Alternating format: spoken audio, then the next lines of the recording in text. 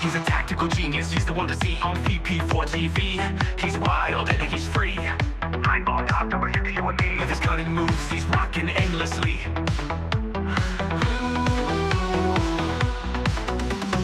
Tables and cues, they bend to his will. Every shot he takes gives everyone a thrill. With a glance and aim, he works to the skill.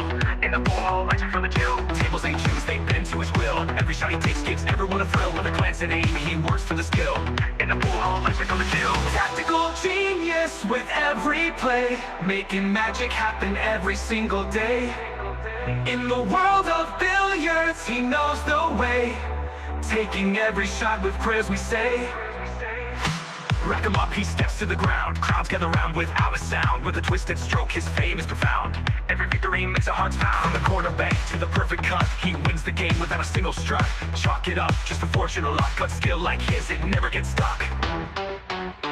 On VP4TV, he's the showstopper. 9ball.com's the king, no one can top her. Watch him play and you'll be a hopper. He's the man, we all shout proper.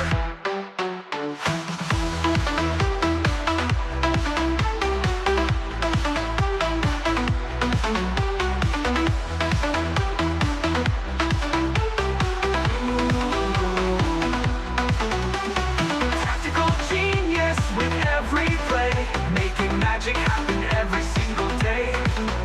In the world of failures, he knows the way, taking every shot with prayers we say. Rack him up, he steps to the ground. Crowds gather round without a sound. With a twisted stroke, his fame is profound. Every victory makes our hearts pound. Rack him up, he steps to the ground. Crowds gather round without a sound. With a twisted stroke, his fame is profound. Every victory makes our hearts pound. Rack him up, he steps to the ground. Crowds gather round without a sound. With a twisted stroke, his fame is profound. Every victory makes our hearts pound.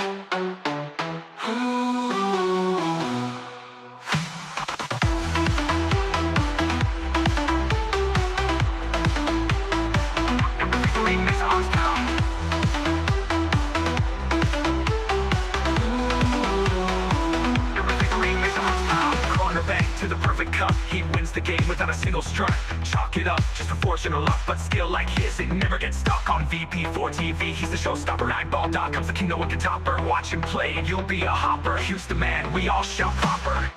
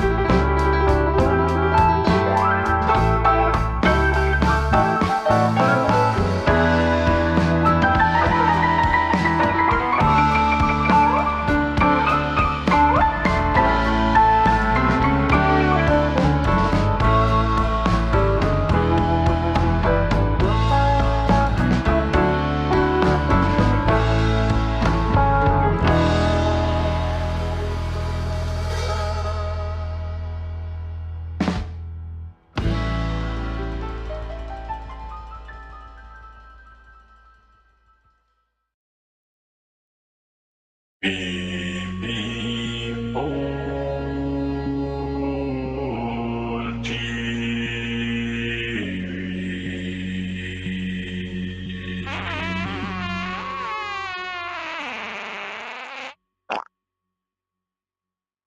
No bar, no pinball machines, no bowling alleys, just pool. Nothing else.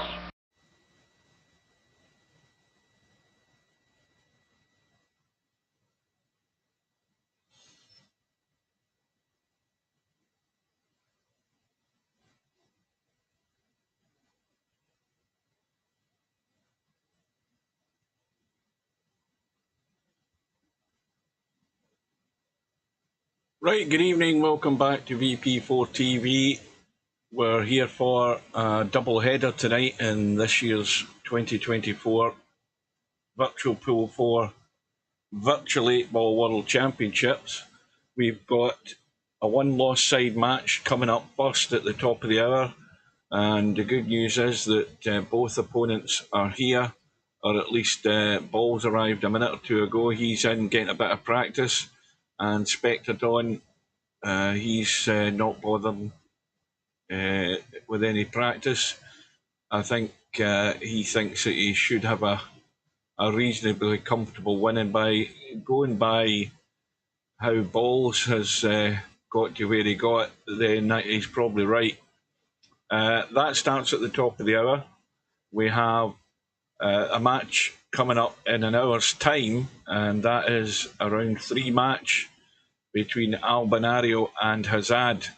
So that certainly looks like the more attractive tie between these two matches. Let's have a quick look. That's all that's on the schedule at the moment, those two matches. If we just look at Balls, first of all, he did end up in the one Loss Side, and he was up against Potman, who, for whatever reason, has decided he doesn't want to take part in the tournament. Whatever it might be, I hope he's okay, because we haven't seen him in the lobby for quite a few days. I haven't seen him. And Balls on the first round ties, he was up against Trucker Tom, and he had a fairly comfortable win there in that match. However, that all turned on its head when he met up with Bedhead in round 2, because Bedhead drilled him 11 racks to 1. So Balls obviously had the comfortable start, and then he comes up head to head with a guy who, knows what he's doing, and was far too strong for him. So that's where we are as far as the bracket goes. And like I said, we have that match. Where the hell is it? The match with Albinario and Hazad, round 3 match in an hour's time. So that's where we are. No more information there. And what time is it? We've got 2 minutes to go before the room goes up. So with this being the one Loss Side match, it's going to be a race to 9, and then the winner side match will be the race to 11. So welcome everybody, whoever you are. Say hello. Don't be shy.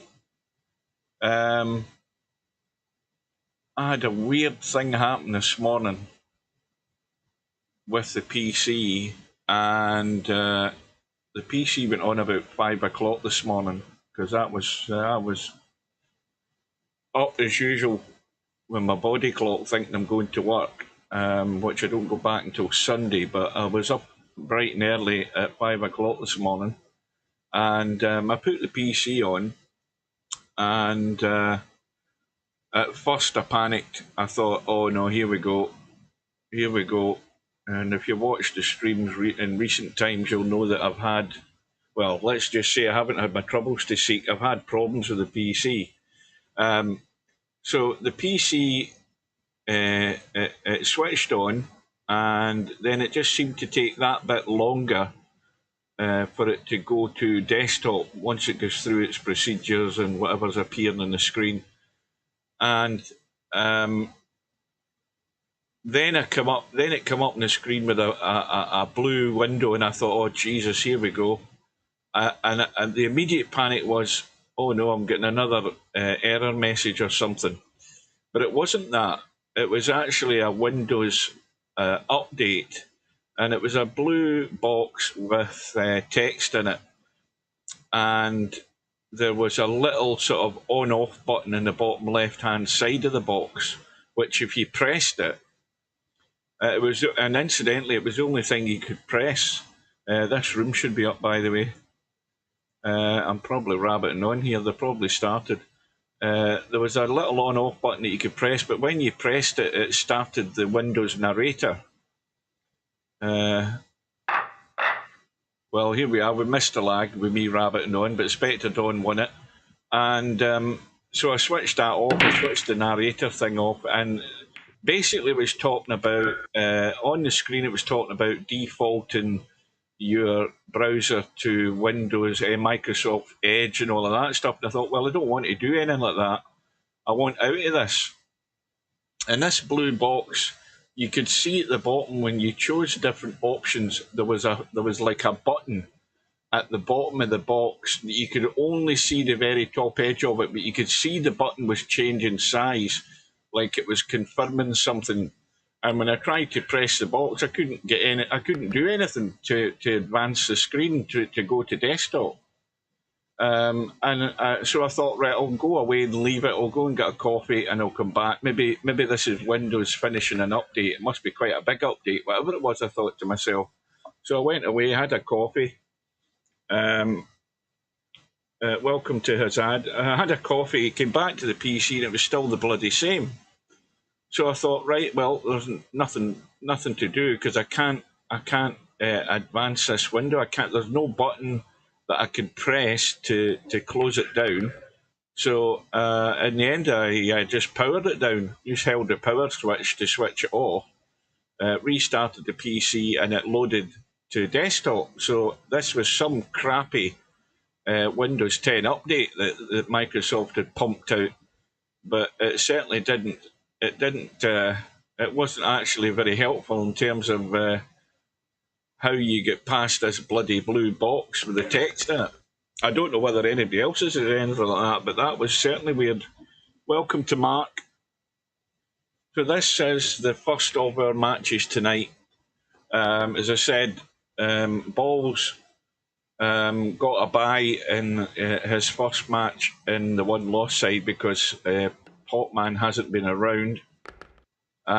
He won his first match against Trucker Tom in the first round. He won it by 11 racks to 1, and then he lost his second match up against Bedhead by the same score. So this is how he ended up here. And Spectredawn, having won the lag, has broke and ran in the first pack, so that's a solid start. And Balls has had a couple of balls in the break. Let's see. Well, I think that's a possible combo there. The 7 ball and the 11 ball on that left-hand side. That would mean obviously it'd be on stripes, but the other problem then is we've got stripes in awkward positions on the top right side of the table. Now, I don't know whether he could go forward enough with a bit of spin to try and bump that, whatever ball that is. Is that the 5 ball? No, it's the 3. So again, no message from Steve about whether he was going to come into the stream.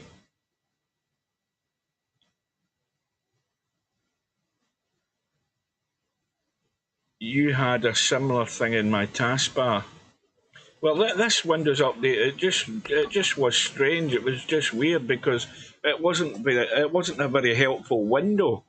There was, I was pressing this sort of very thin edge, which seemed like a button that you were supposed to press to probably clear the box, but it just didn't show enough. So I couldn't get my mouse cursor to click it. And it probably wasn't the best thing, actually, having to power it down and restart it. But mind you, I had left it long when I'd went to get a coffee in case it was, Windows still installing the update. which I thought it was, but it clearly wasn't. So I hope somebody gave them some feedback on that pile of crap that they did. And of course, nothing to tell you what the update was about. Not a thing.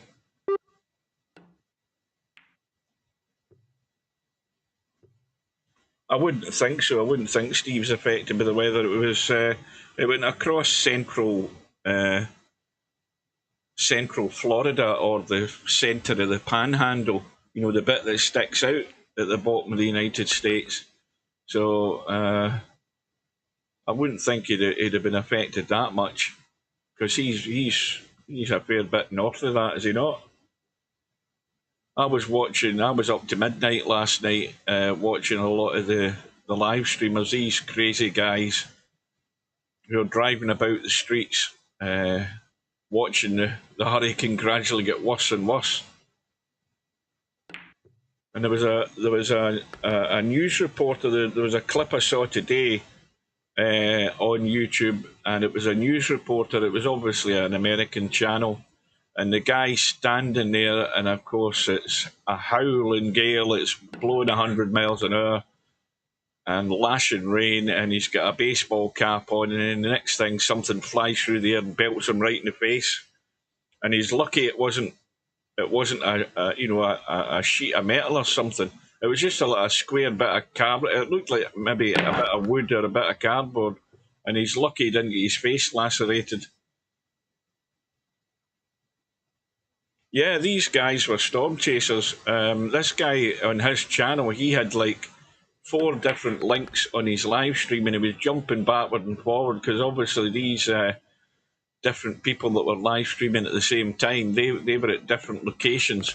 The main one that he was showing was the guys that were trying to get in line with the eye wall once it came through, because that's where the winds are most lethal, at the eye wall. And then if you're right in the middle of the eye wall, it then dies down to virtually nothing until you hit the other side of the eye wall, which then brings it back to the hurricane force winds. And I couldn't stay up long enough to watch that.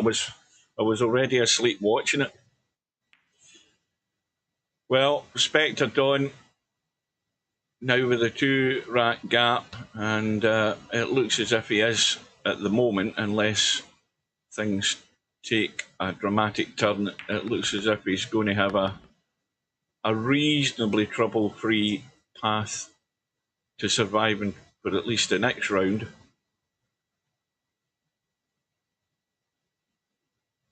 So when he has that sort of pressure taken off him, it allows him to settle down a bit more and get more table time and practice at dealing with these tables. At least that's my prediction at the moment. I don't think, I think Balls has probably overstayed his welcome, but it's up to him to prove me wrong. But when he came up against the class of bedhead, he was well short of the mark.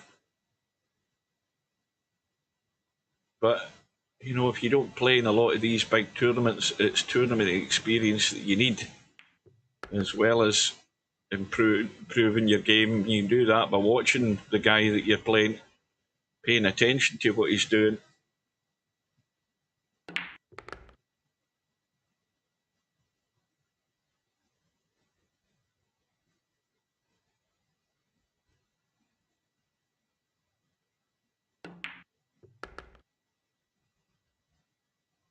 So this match could be over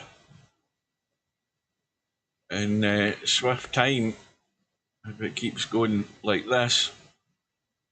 3-0 already. Now I wonder if that 9-ball on the 10-footer table tournament went ahead. Does anybody know if the 9-ball on the 10-footer went ahead? Because we might have to jump into that if this finishes fairly rapidly to kill time until the top of the hour. Hopefully there's something on.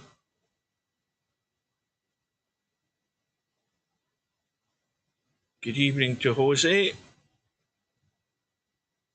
Jose will be in tonight supporting Hazad, obviously, because he's he's not a Spanish citizen, but that's where he now resides. So Jose will be Hazad's supporter tonight.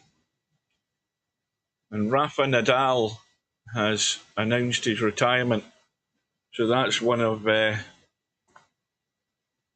Spain's great sporting heroes is finally going to hang up his racket. I mean, he's in loads of trouble with injuries. His knees were giving him lots of problems, and that's, killed his career in the last 4 or 5 years, basically. But he's left his legacy in the sport.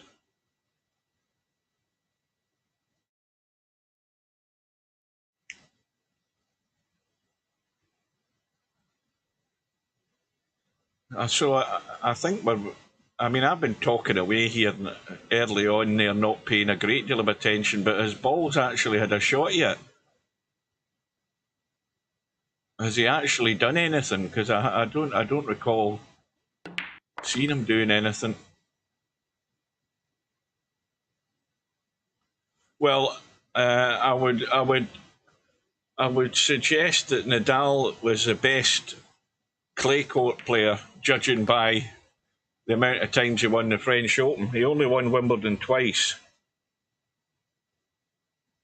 But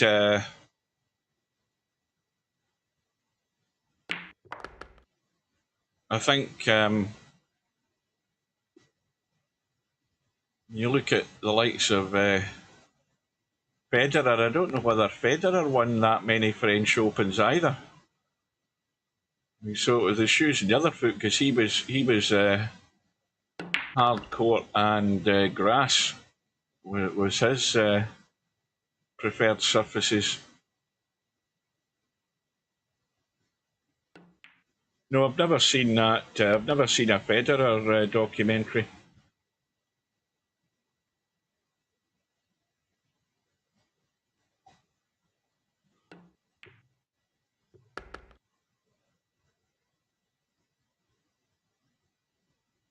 So Spectredawn looking very comfortable here at the moment.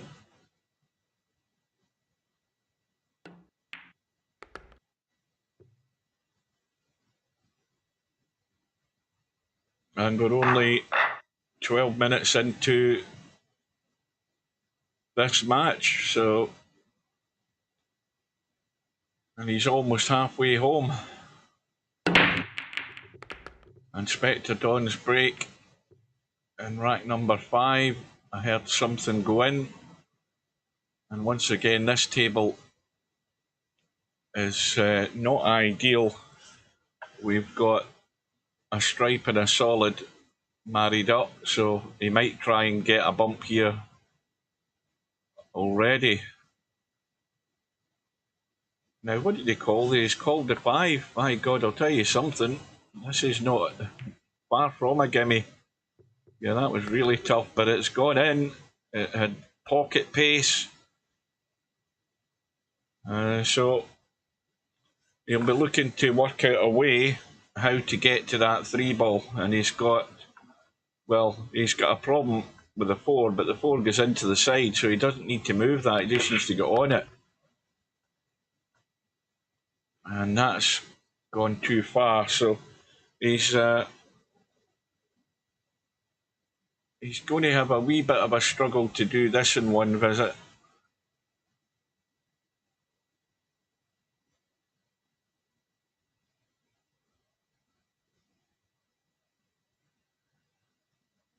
Well, good afternoon, good evening to Fast Eddie. What happened to you, Eddie? What did something crop up and you decided to bail out the tournament? I noticed you forfeited your match. I never had a chance to ask you yet. So I might as well put the pressure on you and ask you while it's in the live stream.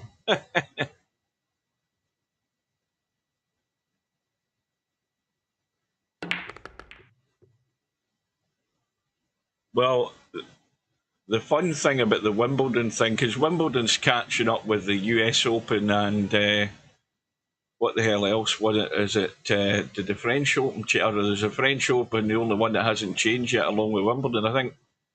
The Australian Open and the US Open, I think, have gone to the new technology. But the interesting thing will be when Wimbledon comes round this year and John McEnroe will be there doing the commentary. It'll be interesting to hear what John McEnroe thinks, bear in mind how he got on with line judges in the past.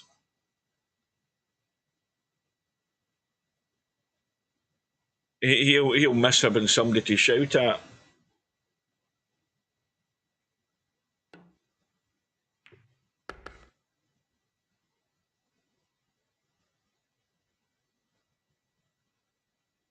I haven't seen Rosin in the lobby. I think he was in. He was obviously. I did see him in the lobby. I think on the day, the deadline was it. Was it the deadline day of the match, or was it this? Was it the day the match was scheduled? I can't remember now. I don't know, but I don't recall seeing him like yesterday or today at all.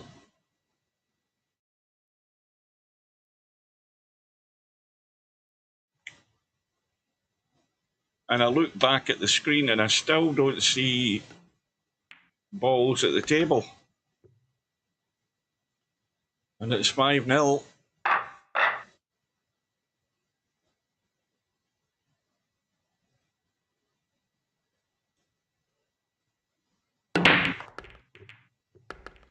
And ball's breaking off. Well, I finally seen him. He's got a ball in the break. And, well, Stripes have a problem with where the 8-ball's sitting. You've got the what looks like the 10-ball, which is above and to the left of the cue ball, and then I think the 14-ball behind that. So if you can get on the 10-ball, you can certainly bump the 14. I don't know whether the 14 goes past the 6. No, it doesn't. Now, what's he went for? He's went for solids. So the 6-ball's now become an issue. And he's got himself nailed on that. And of course, even if he is successful, how's he going to deal with that 8-ball? Because it's at the moment it already looks like Balls is going to do the hard work and just tidy up the table, and Spectredawn's going to come in. But Spectredawn will have the same problem dealing with the 8-ball. What Balls doesn't want to do, he wants to have a cast iron certainty he can get a hit on that 8-ball. That's the problem. He might be able to spin this 5-ball and go off the short rail and into the 8, but he still has to rely on getting lucky to go on his next ball. It might be the 7. Well, he's been delicate, but he's got on the 1. But I would have took a risk there and spun that harder. I would have stunned that and spun it harder to get a bump in 8, knowing that I'd be unlucky not to be on the 7 or the 3. So again, I just think that's a player that's missed an opportunity there. He might try a dig and a bump here off this 1-ball. If he doesn't, then it's probably doomed to failure, this, if he doesn't get a bump on this 8. Or whatever the strike ball is that's blocking it. Well, he's missed the 1. And at least he hasn't smashed it that hard that it's come up and freed up the 8-ball. But Spectredawn will do that right now. You see, this is what Ball should have did. Just like that. And that's where he's missed a trick. And again, it's a player not seeing the opportunity or not willing to take that risk. Now, the risk, I think, was pretty... It was a fairly low risk shot to actually try and break that 8-ball out, knowing that, as I said, the 7-ball and the 3-ball were available. And, well, if he watches this played back, he'll then maybe realise where he missed that opportunity.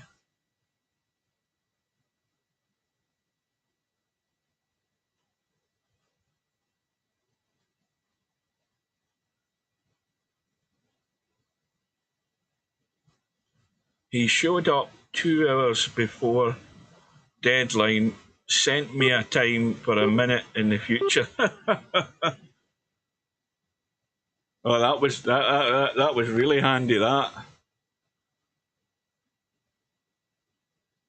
So Spectredawn, he's just got to watch the 7 ball here.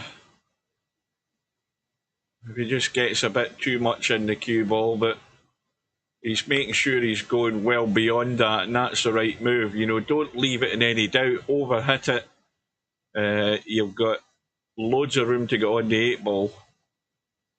So that rack there was a chance for balls, but the opportunity to progress the rack was not taken, and this is the end result. Well, missing the 1 ball was the major problem, but missing the breakout didn't help his progress or his chances of progress either. Well, the question now is whether this match is going to go beyond a half hour. It's probably going to. It's looking like it could be the quickest match of the tournament.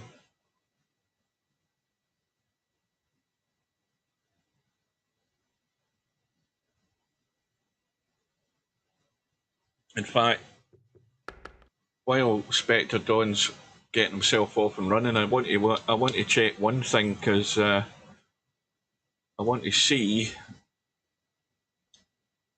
who's waiting. Well, you see, it's going to be a tougher challenge for Spectredawn next round. Cold as pillow. He got the wake up call in that last match against Rabbit. So Spectredawn is going to have to be on his game, because he's more than likely going to be lined up cold as pillow and Spectredawn in the next round.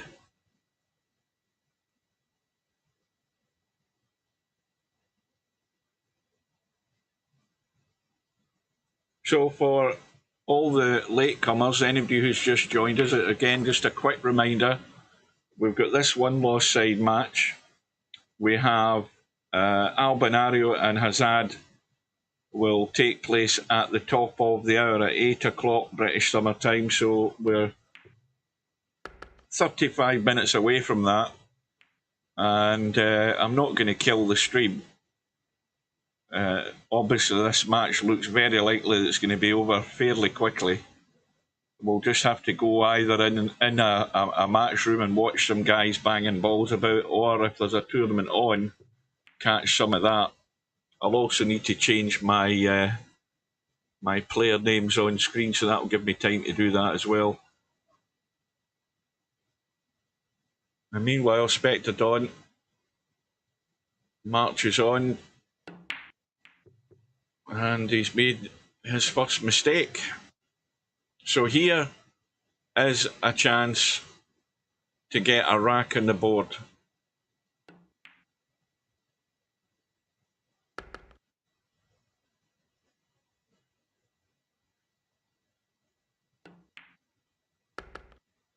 Now that's fine, because all he needs to do is just stop the cue ball. He's got to leave that angle on the 4 ball. Just stop the cue ball right there where the 1 ball is. That's what you should be doing. Now, why is he keeping looking around? Because this is, he's obviously going to come down the left-hand side of the table. The danger is a scratch in the bottom left-hand corner with this angle. This angle that he's got here, this is a danger. Danger is a scratch bottom left-hand corner if he overhits this. Now he's looking around and looking around. He's just got to get the pace past that side pocket, left side, but don't overhit it. Watch the cue ball. See the line the cue ball's taking. It wasn't going to scratch, but it was always going to head that direction. So now he's good, and this is just forward and back off the rail and out, and come out far enough. The 8 ball does go up the table if he leaves it short. Well, he's sort of in between, but it should be fairly comfortable into the side to give him at least a little bit of dignity and get a rack on the board.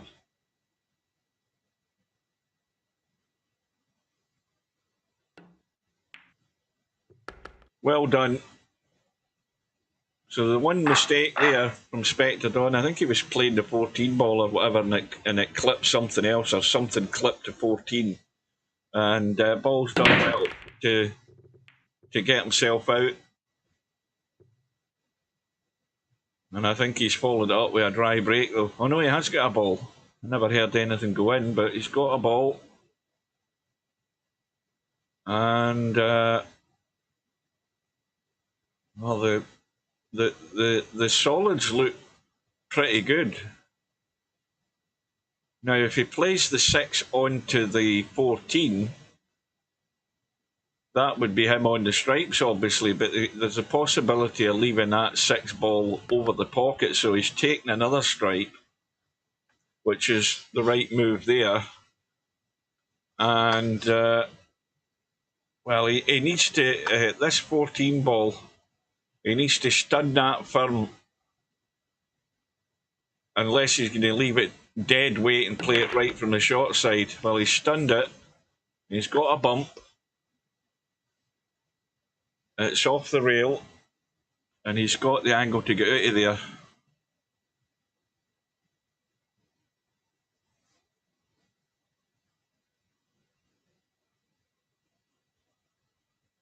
Now he's going to take the 9 and go back up for that.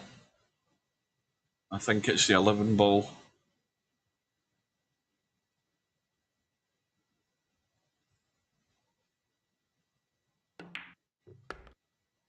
Yeah, see, he didn't really control the cue ball there. See, you've got to get a wee bit more dig in that stun, and this is why he's now gone out of line. You see that pot, you have to play that positively, and he didn't control it.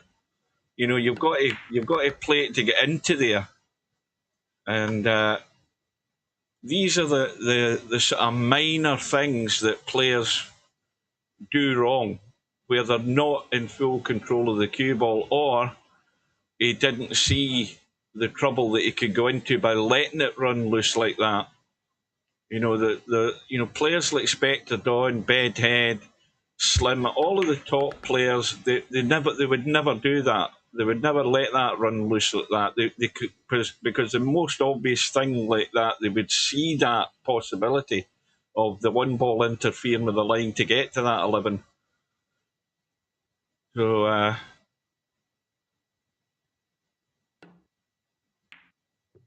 but he's, again, if he misses this 6 ball and gets the pace right, he's good for the 8 in the side. Got to go inside the 6 ball.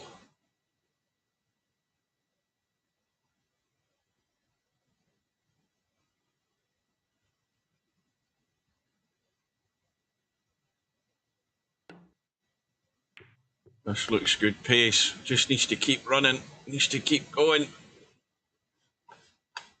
Well, he's 6 inches short, isn't he? But he's still got the cut. The scratch isn't on into the corner. This cue ball's heading 3 rails, so it's just a plain ball cut in this 8 ball. He doesn't need to worry about the scratch. All he has to worry about is the pace of the cue ball. He doesn't want to slam this and let it run really loose, but he's got to get that nice edge on the 8 for the cut, and that's well done also. So a bit of respectability there for Balls. Worked hard and got the reward. Fair play to the guy. Spectredawn's break has also come up dry. We've got 3 solids on the right hand side, and you've got a whole bunch of stripes down this end. The problem is there's not an easy stripe up top to get started, but there is the 14 down into this left hand corner. But then you've then got to make the decision on how you go about tidying up the top of the table. Now, there'd be nothing wrong and actually leaving that 10 ball as the last ball, as long as the 8 ball remains where it is, because you've got a straight pot in the 8 ball. He's gone funny already, has he? Or can he get? I think he can get through to the 9, no problem. So those 2 racks on the board. Well, again, he's just let that run a wee bit loose. I think he was going through. Well, maybe he was. I thought one of them was covering one another, but they're fine into the side. That's fine. Well, again, it's, you know, getting a rack in the board settles the nerves. You're not going to end up looking like a numpty getting whitewashed. And I mean, getting whitewashed was from Spectredawn and the rest of these guys. You know, there's no humiliation in it. It's just the fact that they're that bloody good. And it just lets you know what level you're at and maybe where you have to work on improving your game. But he's pinched 2 racks off Spectredawn, and the scoreboard just looks that wee bit better for him.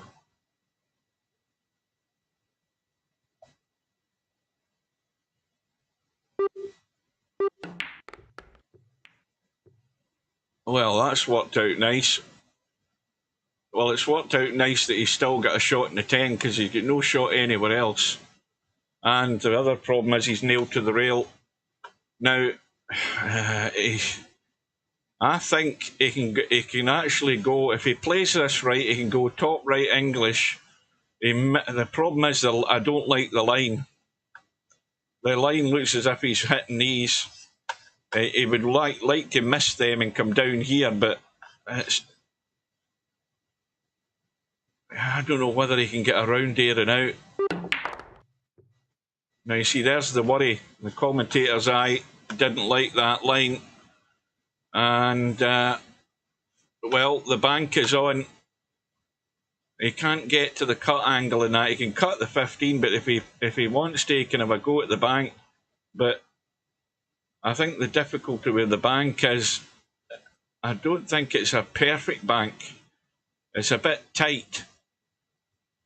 He'd have to maybe tweak that pink ball onto the rail a wee bit to get the cue ball out of the way and make the angle for the bank. But the 15 will cut either way. Now there's a good shot and a nice bump in the 3. Well, he's got to take his time in this. I don't think he's hampered all that bad. So just a little run forward, a little run out, and he's on the 8 ball into the side.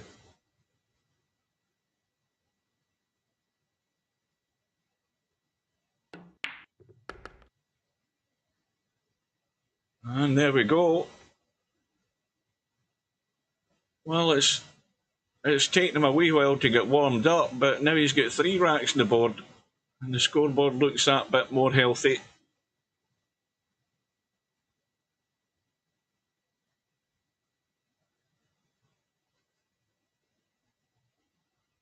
Oh, I'm too busy watching the table, I never even noticed who arrived in the room.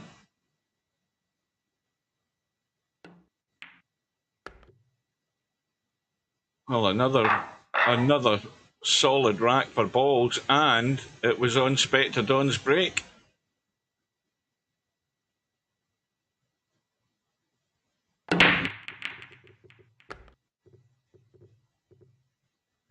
And he's got another ball in the break. Now this table doesn't look half bad.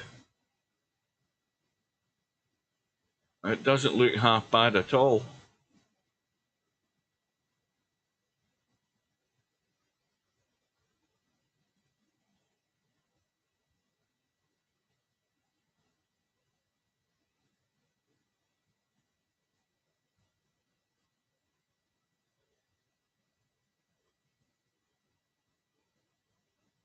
See, Balls doesn't want to get himself distracted by this.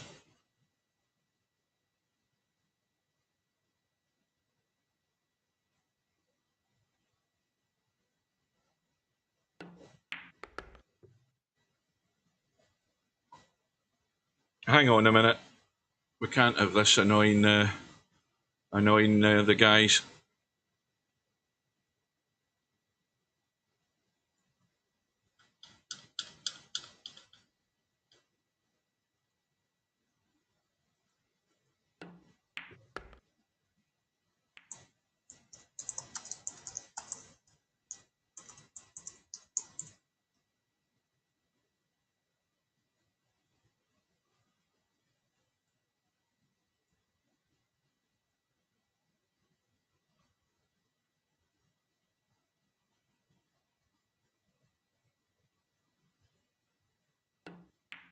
Right, apologies for the little delay there. We're just trying to get Numpty Head dealt with.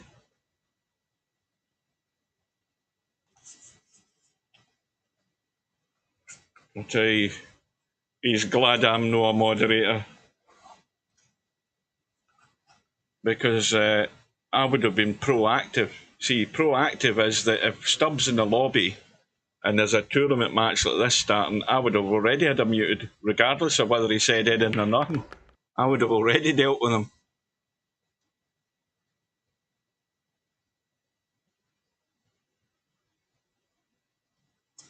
See, this is the thing, you've got to be proactive.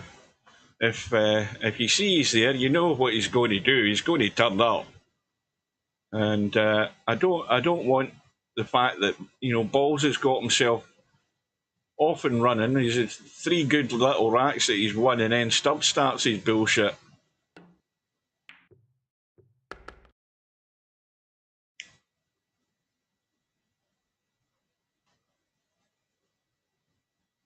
So hopefully Steve comes back and gets the message I sent him. Question is whether you know who's still going to be hovering around in the lobby.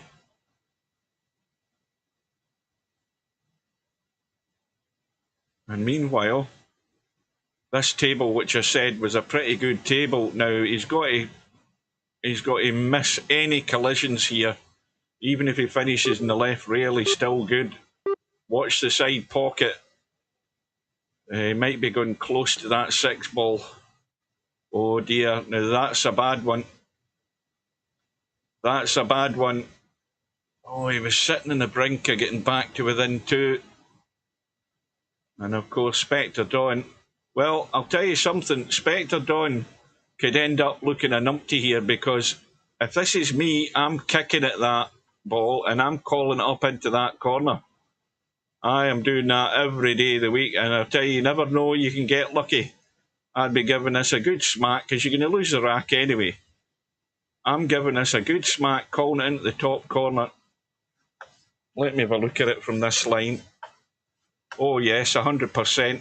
I'm giving that a belt and a half for that to go into that pocket. I don't know why he's hanging around and what he's doing. He's going to lose the rack anyway. Give it a smack, for Christ's sake.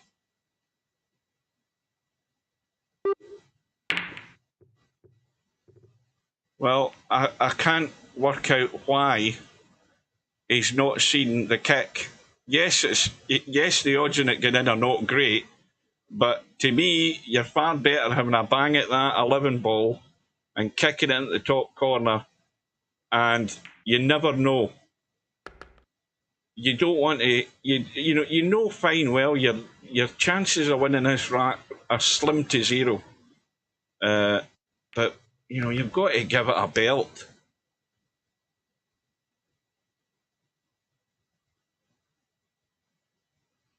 Well, put it this way: if it's not only that, if that was in certain establishments, he would have a pool cue down his teeth, or down his throat, and his teeth would be in the bloody table.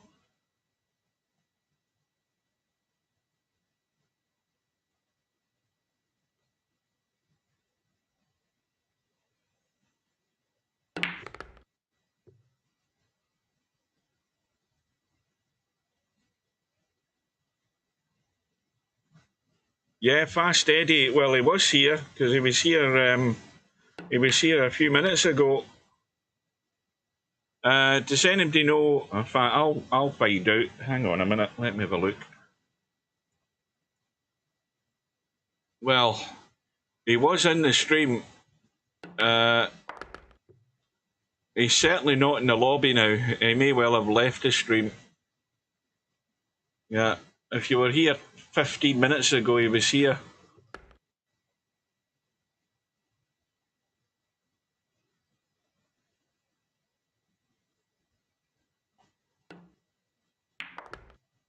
I don't think Balls is that slow. I think, you know, he's not overly slow. That's the first thing I would pick on. But at the end of the day, you play the way you play if you think it's going to give you some sort of edge.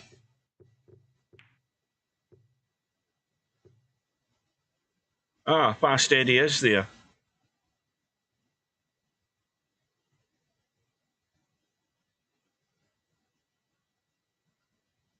When's the deadline date for your matches? When's the deadline date for it?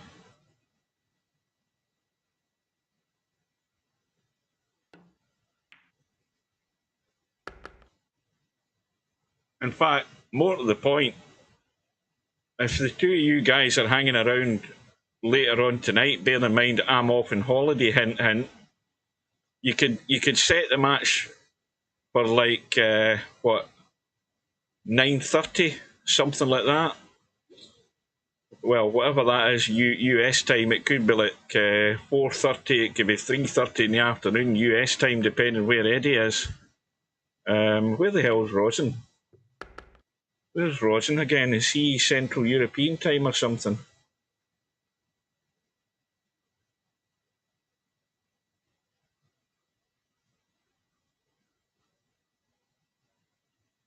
Oh, you get work, right?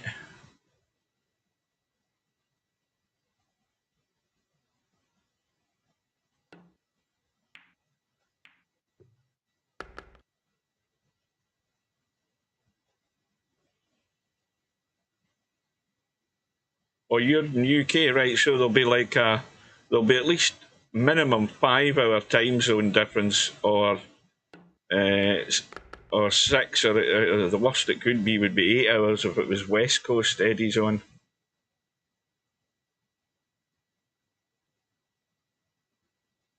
You've already played your next round match, or there's not. Oh, you played. You played Vikings, so you're already a match ahead of the match that never took place. But the super admin said that he can put the result in if the two are still determined to play. So I think that's fair. I think he's regardless. I mean, he can change the result and put whoever wins it through. So I think he's been fair doing that. Just a matter of finding a time where the two can get at it. Anyway, back to business here. Spectredawn 7-3 in front. And Spectredawn has made a mistake now. This is where Balls is in control here if he can come up with a good safety. The problem is he's got a distance between everything, and it would be a really delicate safety to run to that 9 ball and just bump it and stay behind it. Well, certainly. Oh, that might be good. Oh, that's unlucky. That is extremely unlucky. If he just brushed that 2 ball in there, he would have been laughing. Now he's got to get something. Well, certainly if he plays the 14 and runs, now there's the shot. If he just hits the 14 and goes there, there, Spectredawn has not got a clean kick at that 2 ball, because those balls are all in the line of the shot. And Balls has missed a chance. He's got to play the safety there to get it behind there, because the only way you're going to kick that 2 in is with left English, and that's very difficult. He's got to just play the half ball 14 and just nip there to the rail. That's a shot, and he's not looking at it. He's keeping going and keeping going. He's trying to get short side. Well, I'll give him the benefit of the doubt there. That's a great little shot. Oh, the 11 ball, is it frozen? Oh, no, it isn't. But I'll tell you something, it still ain't a gimme, this shot.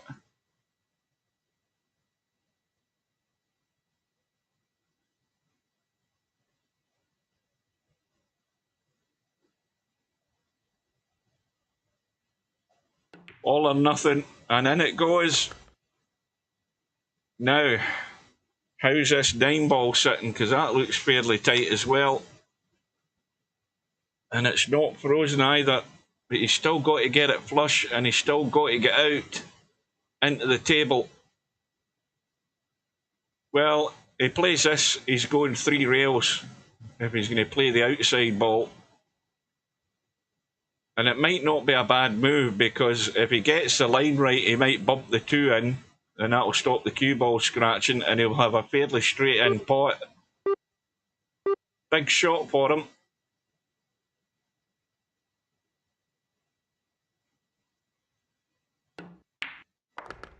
And that's well played. Now he's got to get it flush. Got to get it flush. No problem getting in the 8 ball. He's just got to watch the pace he doesn't scratch in this left-hand bottom corner pocket here. And that is another great shot. Especially when you've got that 2 ball hanging over the pocket. That was a great shot to get on that 11, right in the tight spot in the short side.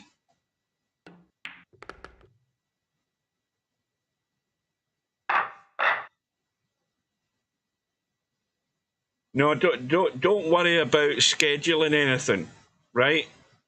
Don't worry about scheduling anything. I think what Steve's meaning is set a match room to the tournament settings to the letter. Make sure you set a match room to the tournament settings and then give them the result.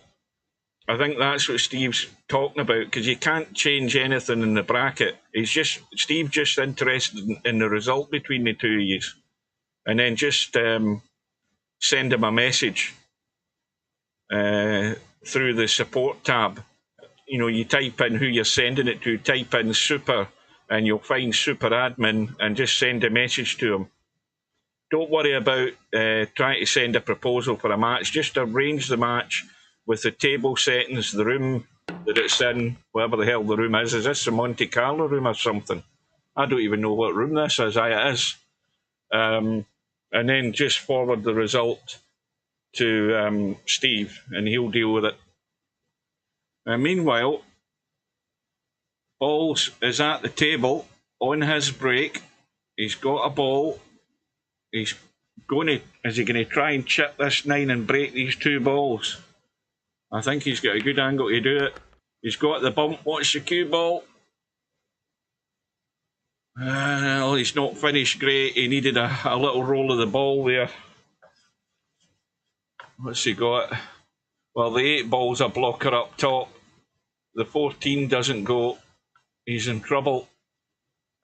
I mean, he could play a dead weight in this 12 ball, but he's only got a quarter of a pocket to go into. But that's a shot. He ain't cutting the 10 ball in. Not from that angle. So this is the toughest shot of the night for him here. Yeah, he's just sent it. Oh, it used all of the pocket, but it's dropped.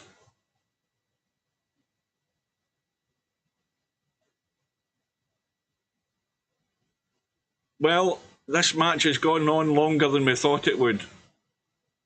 And fair play to Balls for finding his feet. Oh, now, how's he finished? I think he's gone pear-shaped here. Yeah, he definitely has. Now,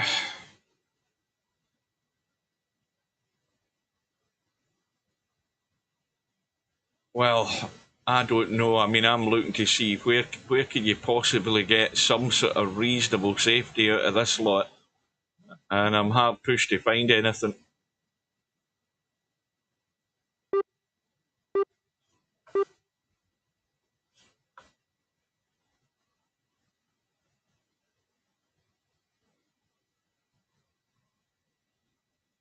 This was, yeah, that'd have been a miracle stroke.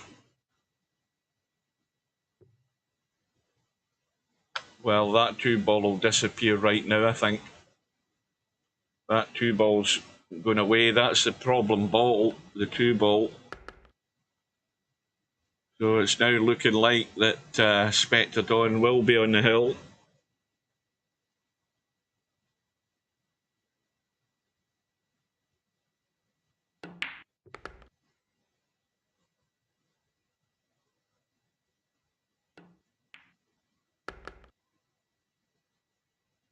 Yeah, Monday at 6 o'clock. I'll be back at work, but 6 o'clock UK time Monday. That would be a good time for me as well.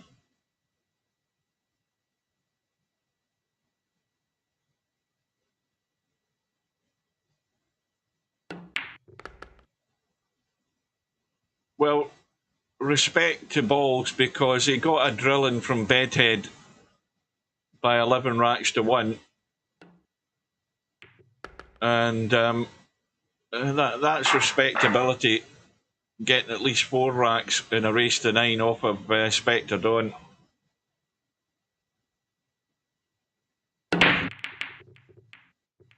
Or you agreed for 7 o'clock? Aye, fine. 7 o'clock, that's fine. Anyway, Spectredawn has broke for the match.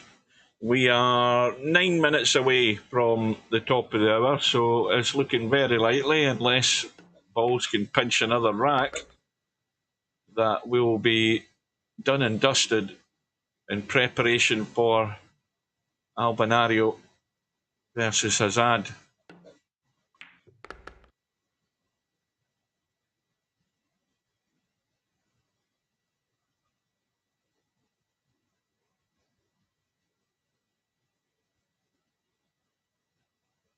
Well, a tricky little shot.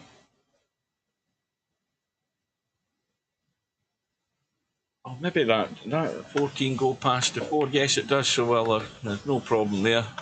I thought that could have been an issue, but he just kills this 10 ball stone dead, and that'll deal with the 14 ball. And as long as he leaves enough angle on the 14, he can come off the short rail or stay up top and just play a long 12 ball into the corner, which looks likely what he's going to do. Oh, wait a minute, I forgot about the 15. It's on the rail as well, so he's still got a couple of balls to go, but I think this is just completing the formalities here, I think.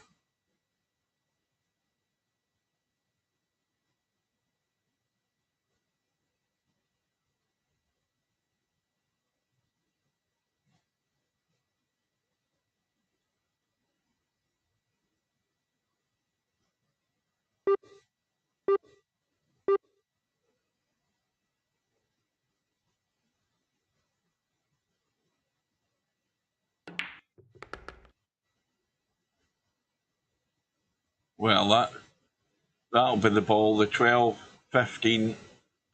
Does he want to try and nip this around the corner off this 15? Or does he dig in just to come back where he came from, if you know what I mean? Looks like it. The only thing you had to be careful was the side pocket. Well, it ended up being a less comfortable one. Had Balls got back to within 2, it could possibly have been game on there if Spectredawn started to feel the pinch a wee bit, but he's got there in the end. But a respectable 4 racks for Balls. He's nothing to be embarrassed or ashamed about. And Spectredawn marches on. Now, just talk amongst yourselves for a couple of minutes, because I am just going to change my player names for the main match. And I'll just do that right now, because we've got time to do it. Albinario, and he is from Sweden. And we will change that one to Hazad, who is an expat Brit living in Spain, but still representing the United Kingdom, or England, to be more precise. So that's us all set for the big round 3 match. It is still round 3, isn't it? Is this the last of the round 3 match? It's got to be the last of the round 3 matches now, I think. Yes, it is. Yeah. So this is one more to go in the round 3 matches, and then we're getting down to the nitty-gritty. Right, so I'm predicting Albinario is nowhere to be seen. Yes, he isn't. He's nowhere in the lobby. So until he shows up, we'll have an annoying little musical interlude. ATG from Kilmarnock town, got your hustle down. Streams the pool games live, makes our day come alive. Early mornings on your grind, Tesco shift unwind, but you find the time to play, stream the virtual day. OTG tactical genius, every game you bring us with your skill and your flair. We're glad you're always there. Virtual cue in your hand. And it's a sucker scratch. Look at the line. Commentator's eye. Don't say I didn't warn you. OTG tactical genius, every game you bring us with your skill and your flair. We're glad you're always there. Virtual cue in your hand, amazing shots you land. From your home to our screens, living out our pool dreams.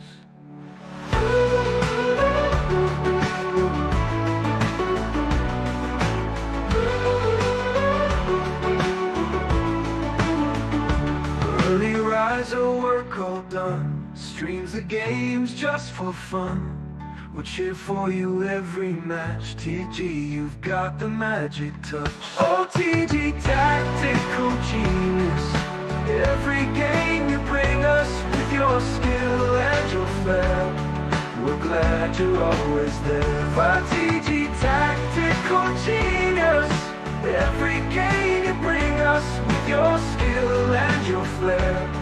We're glad you're always there. This for the 101. Absolutely sensational once again. Virtual cue in your hand, amazing shots you land. From your home to our screens, living out our pool dreams.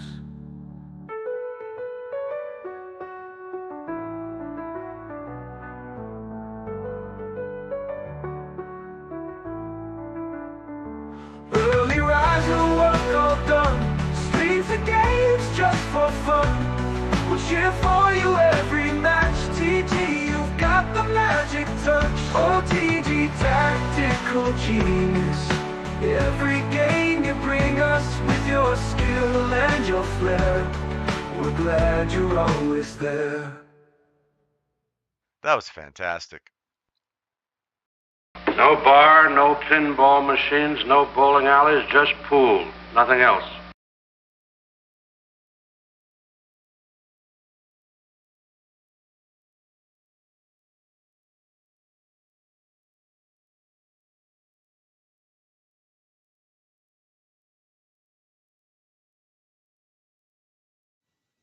Right, welcome back, folks. We are waiting on the imminent arrival of well, the one and only, I'll call him, Albinario, the man to beat in all tournaments. And Hazad has got a good enough potting game to offer up problems for Albinario. I don't think this will be a cakewalk. I think that 8 ball has that many things that can go right and wrong. It's all about capitalising on them. Hazad knows that. He knows that dry breaks, and it works obviously against you as well, but dry breaks, mistakes. I think mistakes from Albinario might not be a lot going on. And that's the one thing Hazad needs to minimise right from the off. So the room is up. And Unless he sneaked in the back door and I haven't seen him, I still don't see him. I'm going to have to get onto him in Facebook again. Well, we'll give him a couple of minutes.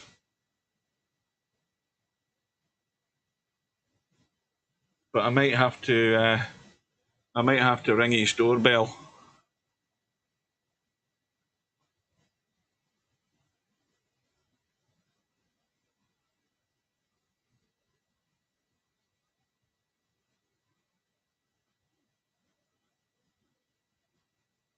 That's already now 1 minute past the hour. I'm going to get onto him. Better sooner than later. Let me just get a hold of him. Well, hopefully get a hold of him. Where's bloody hell's Facebook, my phone? He'll probably come in the time that I'm taking to type this damn thing out. Where is he?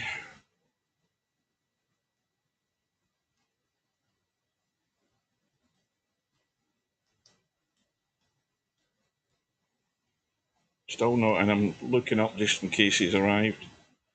Right. So message sent. Let's see if he just comes in or if he gives me a reply. Tell me if there's going to be a delay for whatever reason.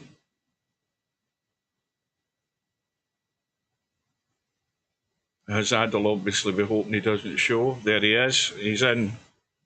So that's the bad news for Hazad. Albinario's in. So let's get in. Probably missed the lag again. No, we're just in time. So we've got Hazad on the right hand side, Albinario on the left, race to 11.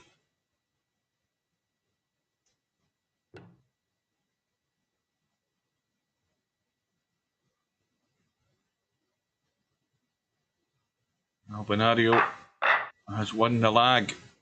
So off we go. The last of the third round matches. Now, did I say earlier who the winner of this plays? Because I've totally forgotten that.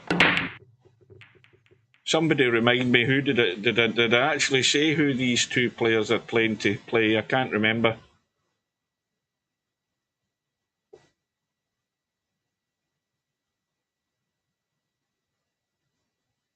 I'm probably going to have to end up looking to remind myself who it was.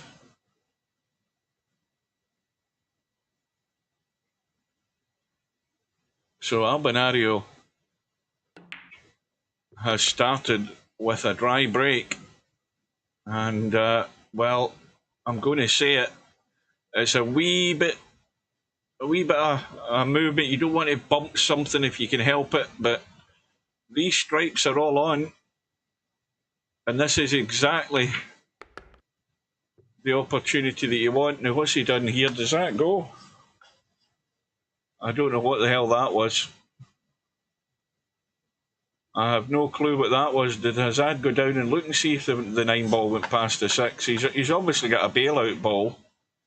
Or maybe this was part of the plan, but now he's dead and buried.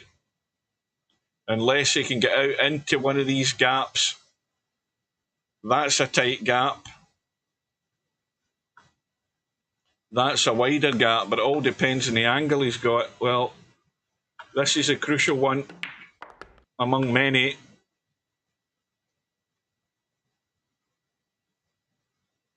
Now, he's got to stop the cue ball just on the 7 ball, sort of. He's letting it run. Not a good shot. He had to kill that because the priority there was leaving that angle in the 9 so that you could come up for the 12 into the corner. So, straight away, the mistake was the pattern, but he might be getting there, though.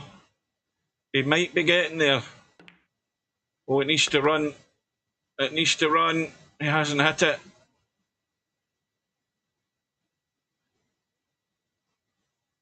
And this is opportunities going. Where's he calling this? Well, this will be a shot. He knows what's going to happen if he doesn't get it. Oh, a beautiful stroke. Excellent. Well, that'll settle the nerves. Didn't do it necessarily the way I would have done it, but fair play to him. He had a tough 8-ball and dug it out. And that's the start you want. But you want to follow up with a ball. He might be getting a ball. Oh! Well, why did that not drop? So we've had 2 breaks, and we've had 2 dry breaks. And Albinario's odds are decidedly lower than Hazad's odds in that first rack and getting out. This is not exactly a great layout, is it?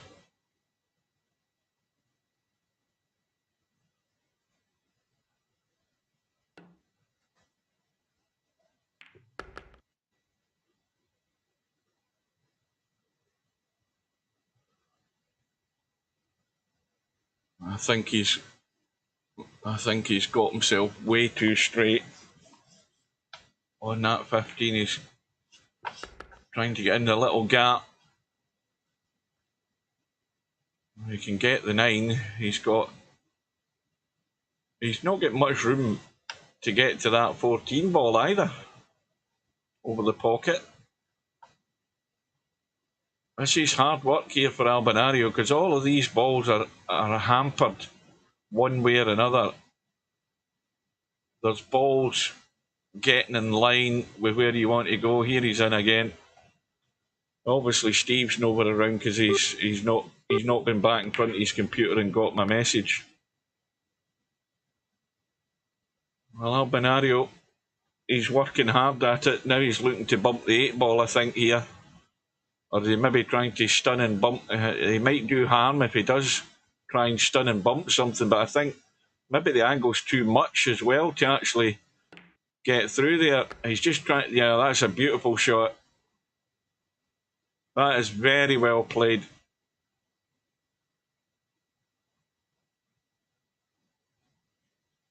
And this was an ugly table. And that's what you're up against, playing Albinario. I mean, when you first looked at this table, you thought, I mean, my thought was it was not an easy table to get out on. But Albinario got it on the spot each time.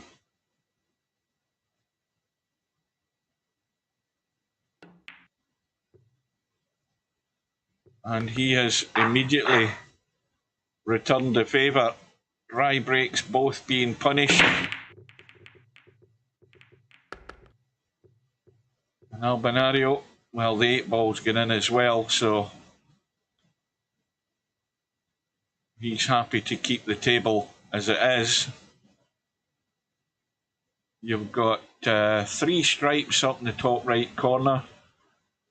You've got the problem balls, the 15 down here, so he's going to probably take... He's probably going to take solids. He might be able to get down in the short side of that 5-ball right now. Up in the top right there. That's exactly what he's trying. He's just overhit it.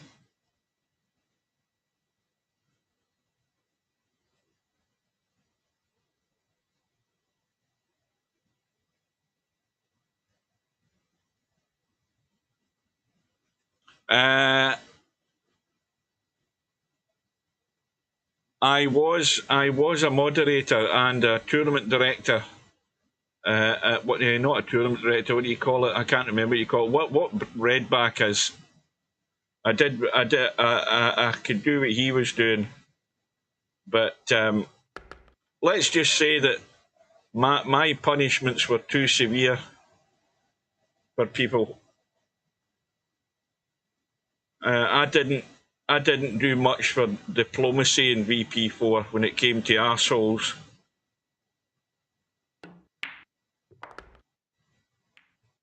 Yeah, well, it would, but I wouldn't hold your breath for that happening. Let's just put it that way. Like I said, if I was a moderator, I would have dealt with Stubb an hour ago.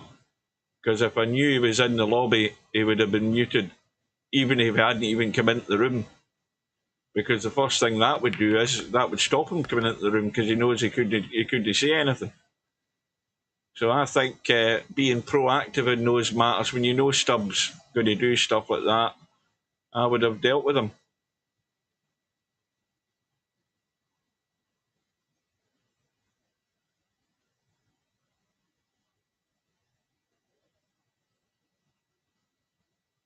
Well, he's got to go up and down. He's got plenty of room to get to the 3 ball. He's just got to watch he doesn't go right down onto the short side. Well, he hasn't held the line. I think he needed to check that. Can he get there? I think he needed to check that cue ball a bit. But I don't think he's potting that. What's he trying? Is he convinced he can get there?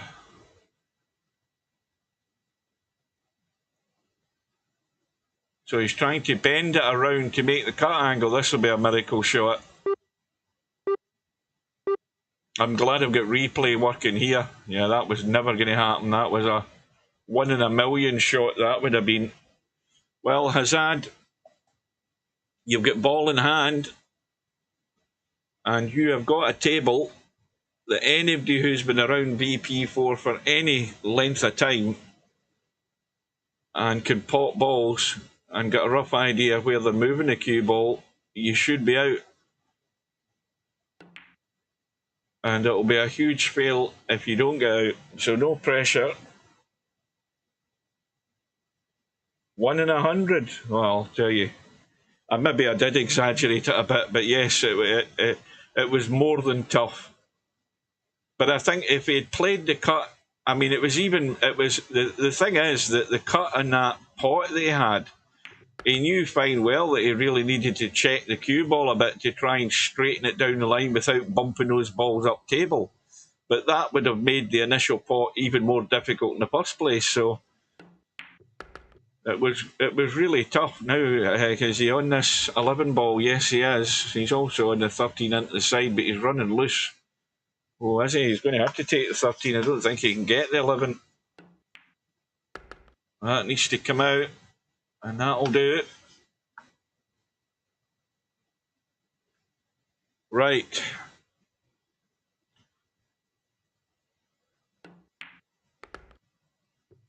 Anything but dead straight like that, that's what you don't want. Now, if he plays the big VP4 escape route, he can draw up past the 8. Well, he's trying to get it down in the line. He's left it short, though. That needed to go sort of to there. If he'd bailed out with a big draw, he could have drew the other side of the 8 ball. He could have drew up to there and out there for the 8 ball. So this is a tester. And in it goes, though. So Hazad's done well so far. A good start. And pinched that rack from Albinario's break.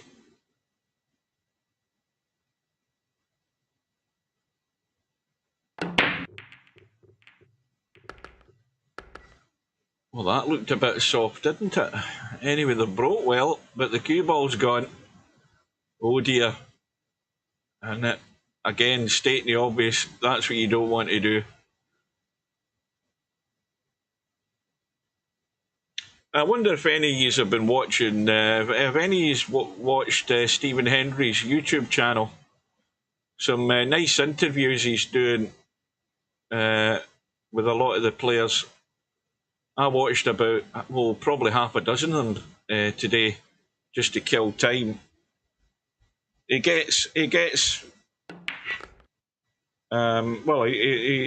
doesn't play these players all at the same venue.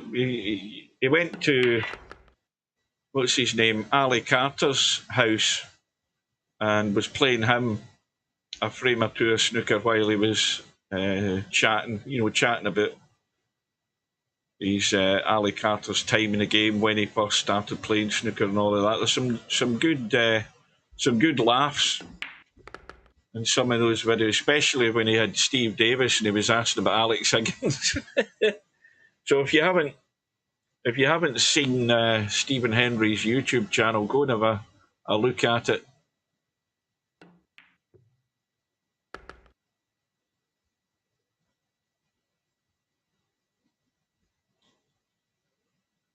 Well, the scratch on Hazad's break is more than likely going to cost him his lead again.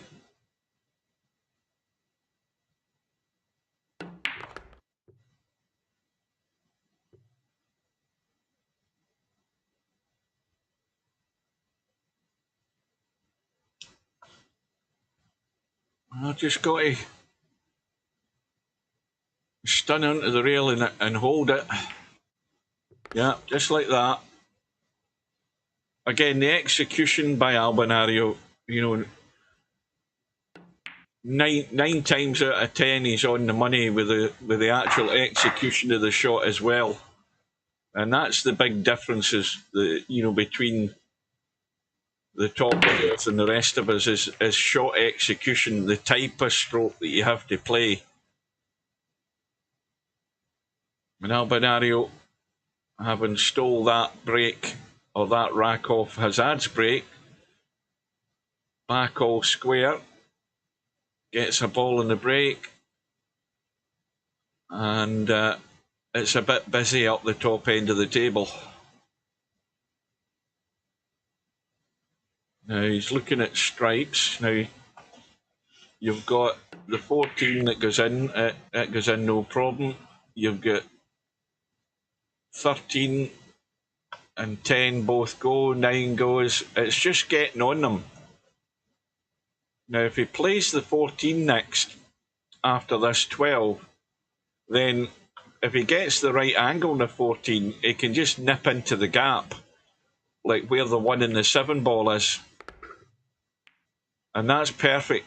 That is perfect. The only thing he doesn't, this is where it can go wrong, because he wants to come off the rail and into this area here, and if he rolls through, he could be in trouble. This has got to go right. And again, absolutely perfect. And it's imperative that he gets the angle on the 9 ball, because he wants to maybe nip back into this gap, because obviously he's blocked here.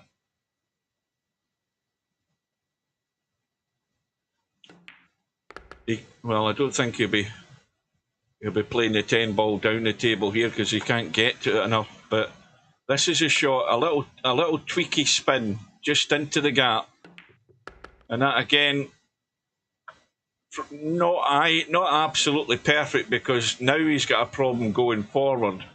But he might use that 5 ball just to leave the cut in the 8, because the 8 does go into the other corner pocket. And he's contemplating that. He's looking to possibly see that he can get a full hit in this 5 ball. This is where again it can go wrong. Let me have a look at that again. I don't see any problem with catching that 5 ball, half ball. I think if he just rolls this forward, he's going to catch it left side, and he'll be safe as far as that goes. He's putting a bit of left on it as well, maybe just to help the cue ball. Well, I don't know that was a shot I would have played. I think first and foremost, the problem is he hit the right-hand side of the ball. He hit the right-hand side of the 5 ball, and now he's got a horrible cut. I think I would have just played that, maybe with a wee tad of left English, yes, but I would have just played to bump the 5 ball. And, that's just one cut too many there. But the commentator's eye said that he was hitting that ball, half ball, if he just potted the ball. And maybe a wee bit of left just to make sure the cue ball checked and held a wee bit. but he decided to use force. But using the force, it then affects the line of the cue ball. It then caught that 5 ball on its right side, or whatever ball it was. It was the 5 ball. And Hazad has got his work cut out. He's got a slight angle, but he could end up hooking himself here. Just a bit like that. That's the problem. He had to either bump that or stay high or go low, but going there is no good. And now he's got trouble. This will be a good out for the obvious reasons that we're looking at. Well, he's going to play the draw.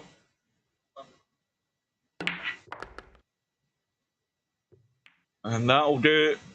That'll do. I think he's good. That's pretty damn good.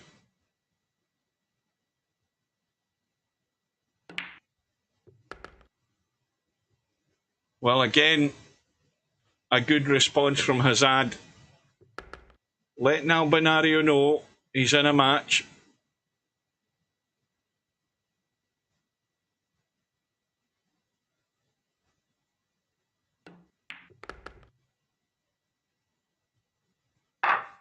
So Hazad again has pinched Albinario's break, or Albinario's rack that he broke on.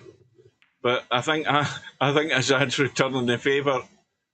It's another dry one, and this is what frustrates you. You're looking to get that edge. You're looking to get a good break, a ball, and a decent enough table to maybe open that gap and apply the pressure. That may well still come. You've just got to be patient.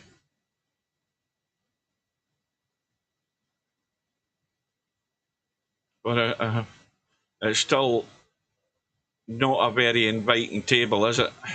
Okay, you've got a 3-ball combo up top. They're all solids. You've got the combo down here to clarify that you're going to be taking the solids. But look at where that 6-ball's hiding.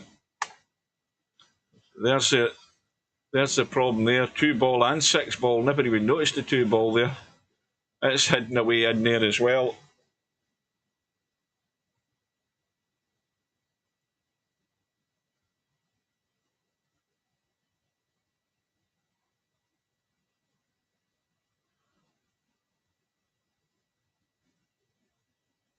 Now, I think he's in 2 minds whether to be attacking. I mean, he could have well, he just played the combo there. I thought he was going to maybe give that a smack and try and spin across and get a bump here. Because it's the usual thing. He's running out of opportunities to get there. He might just be ducking here, though. He might be just playing a bump and ducking. But he'd need to play a good one to stop Hazad still being able to see a ball. Yeah, well, this is... It's very much up in the air, this rack, right now. And this is why Albinario is still pondering, just trying to duck.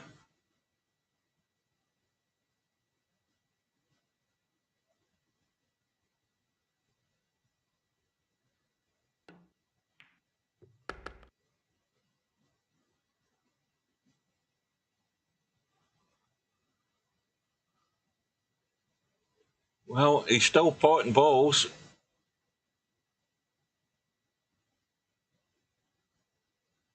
And he's got no extensions left either, so if he gets himself in a bit of a pickle here, he could be under more pressure. Trying to nip behind that 7, and that's well played as far as covering the 11 goes, but I think he's left the cut in the 12. Yeah, he has. It's not frozen.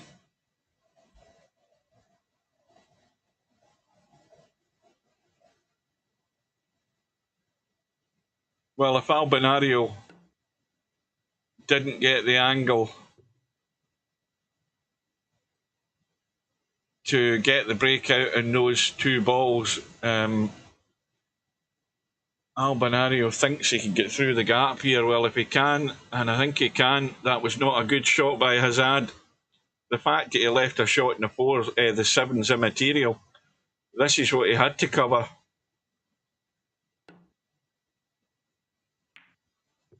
And in it goes.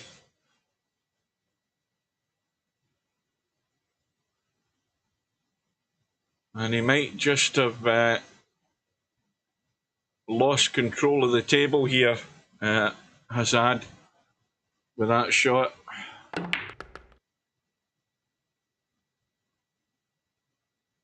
Well,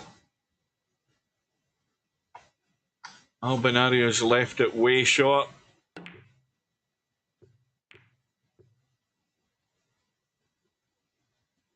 But you've still got this issue on the bottom end of the table here as we look. But now, the control of the table's definitely handed back to Hazad.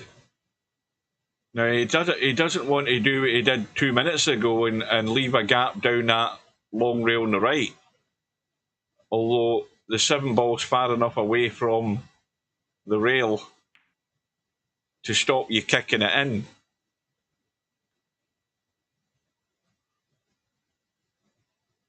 But he might be able to use the 2 ball. He can still call the 7. You never know. I don't know. I just don't think there's enough room to do anything there. Catch the edge of that 2 ball. It bumps you to the rail, and you come out and you chip the 7. Well, he wasn't trying to do that because he never called the 7.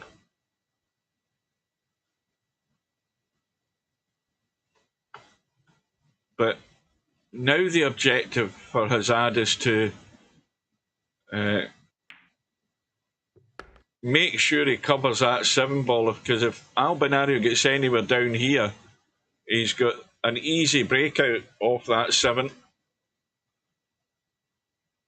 But at some point as well, Hazad has to be committed, you know, to trying to get out. But, well, Albinario might have to try and pinch a bit of this pocket here to try and make an angle to, if he's going to check this up with loads of right, to try and get a hit in the 2. I don't know that even that might get him a lot of joy. I think, I don't think you could play this hard. I think you'd have to play this a fairly reasonable pace to even try and get any sort of brush in the 2. And it doesn't look good to me, but we'll soon find out. Albinario doesn't think so either. And that, well, it hasn't got Hazad in a hole, because he could easily pot the 12 down the rail.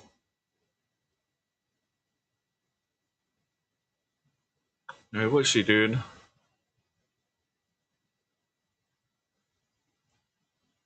Has he looked up the table at the 12 ball? I mean,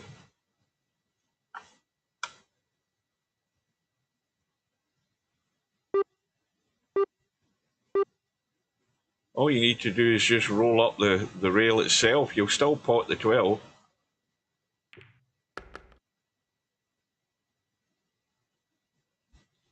Now, this is where he has to get wise.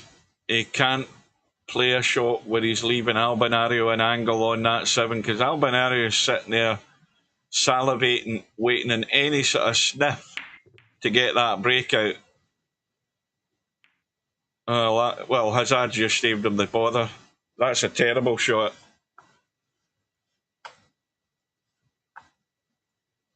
Everything that could go wrong in that shot went wrong, and he knows it.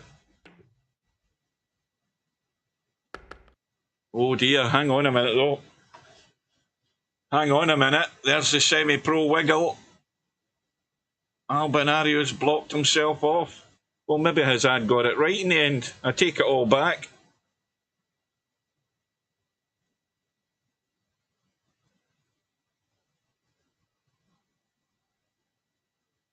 Now Albie has the kick. Now this is this is like the shot. Not this. It's nothing similar to, but this is what Ball should have did earlier on in his match. Oh, that looks not far off it. Well, a great effort, and of course a legal hit. Got the ball to a rail, and look at how this is finished, though. Look at how this is finished. He's got an edge in the 9, but he might be cutting it to the jaw at that angle. Where the hell's the bloody camera going? Well, doing that shot, he has to cut the kick angle. And I think he has. The 8 ball's doing him a favour there. Well, this is...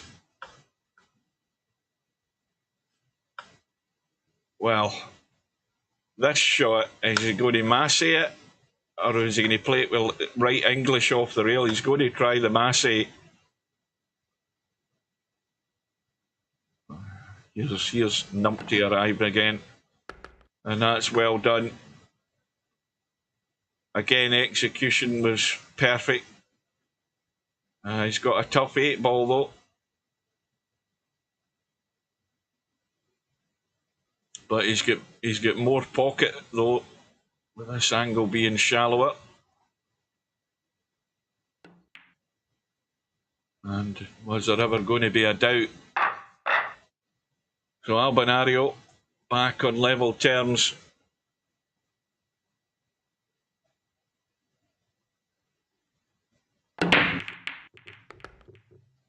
So Hazad's played one bad shot. He just needs to get that out of his head. Get on with it.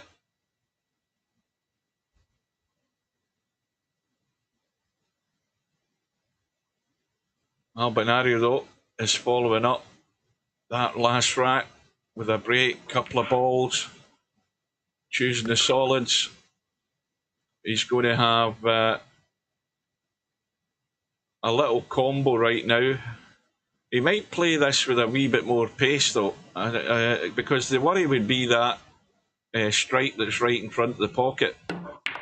In fact, he's decided just to take the 6 instead. He could get it clean, so that's even better.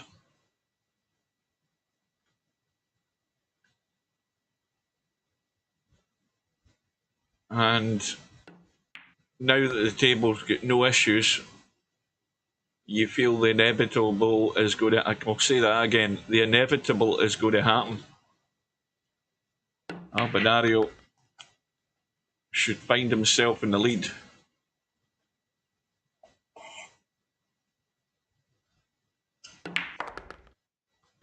What channel's England game on, by the way? Anybody get information for me? Because I could watch that after this match is over. Is it on ITV4 or something like that? Or ITV1? Somebody tell me, please.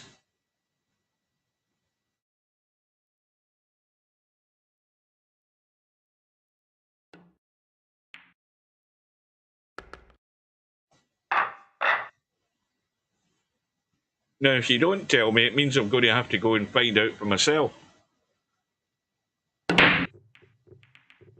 Cue ball. Oh, no. That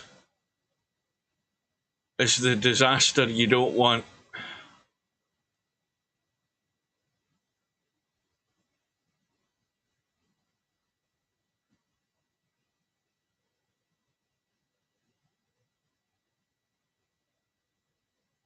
Albinario, ball in hand, only in the kitchen though, remember, when the scratch is on the break.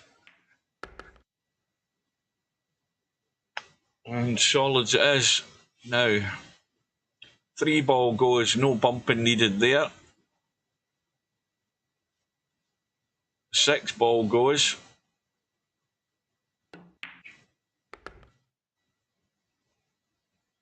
Now, not sure exactly what he's played for there. Obviously the 5 goes into the side.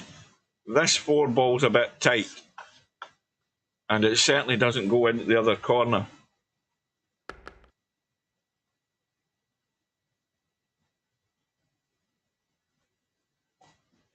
Now the 3 ball, that he's playing. He wants to come back far enough to get enough cut angle in the 4 to get it in.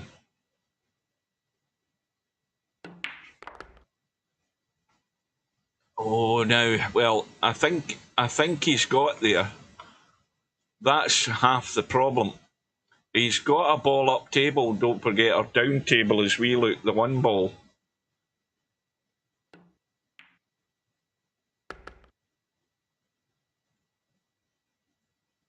Now this is dead weight because he doesn't want to do anything with the cue ball other than just bring it into the table and leave enough room to still get to the 7. And he's still got to get the 1 ball to the hole though. And if he decides he's going to run up table, he's got traffic he can run into doing that. This is not simple. And he's spun it around. How's the line? Got a bump.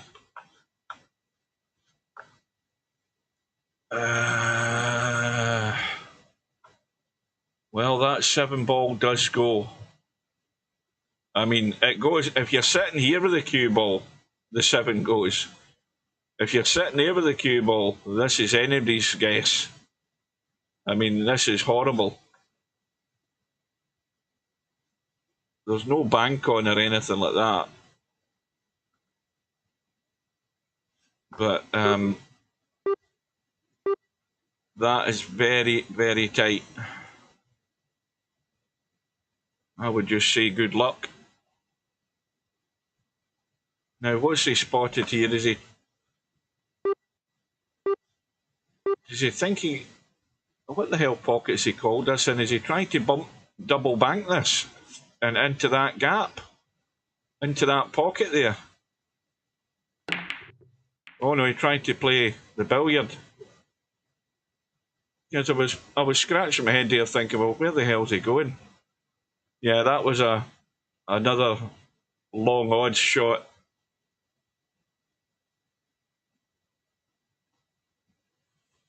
Now this is where you've got to say to yourself, you know, I've been handed an opportunity here from nothing, because I think Hazad had possibly thought this rack was gone, but he's got that 15 ball, and I think where he's sitting right now, I think he has to go for it.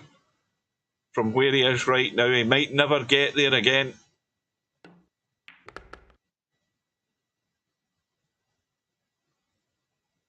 And you know what happens if you don't get in a good line on this 15 ball, you may well push it to the point in that side pocket. Now you could be taking the 12, and that would be a safer manoeuvre because you're then potting the ball down the rail and avoiding the knuckle on the pocket because you're past the knuckle. And of course, the other 2 remaining balls are over the side pocket. But, well, he's still not got there yet. And this has got me worried for him. And that's got me even more worried. And he should have dealt with that 15 ball off the bat. He should have dealt with it. He had a shot on it. And now look where he is. Good evening to Bedhead.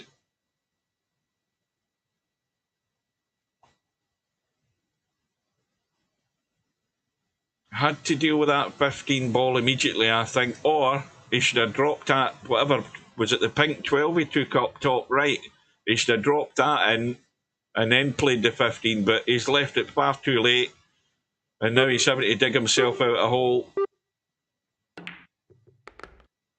And he's in an even bigger hole now. He's got the hard part there, and this is a clincher down the rail. This will be a good shot. But he saw the safety, and that is very well played, although he's left a wide open kick up and down. If Albinario can pick the line. Is he trying to tuck in behind? Yes, he is. He's trying to get nasty as well. And now it's all backfired. Albinario wasn't taking the bait for the kick up and down. He was just going to bury Hazad. So he's lost the battle there. And again, you call it into the side and you give it a pump. Give it a bang.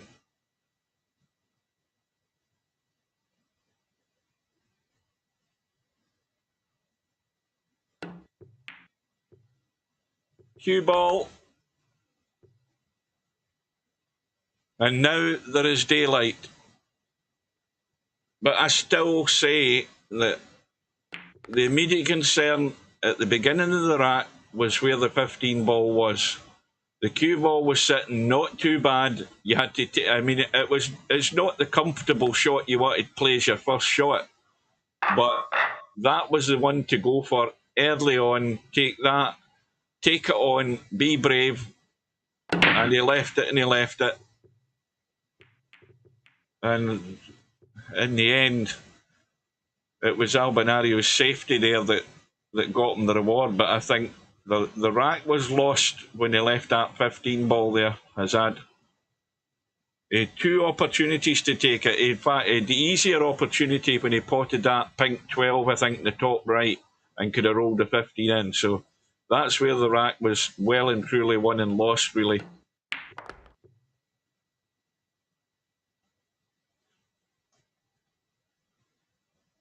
And now he's got to respond. Albinario's break was dry. And trying to bump the one to get that 9 in the side. He might be well hampered. Yes, he is. Now, he doesn't need to take the 9 in the side. The 9 goes in past the 1 here.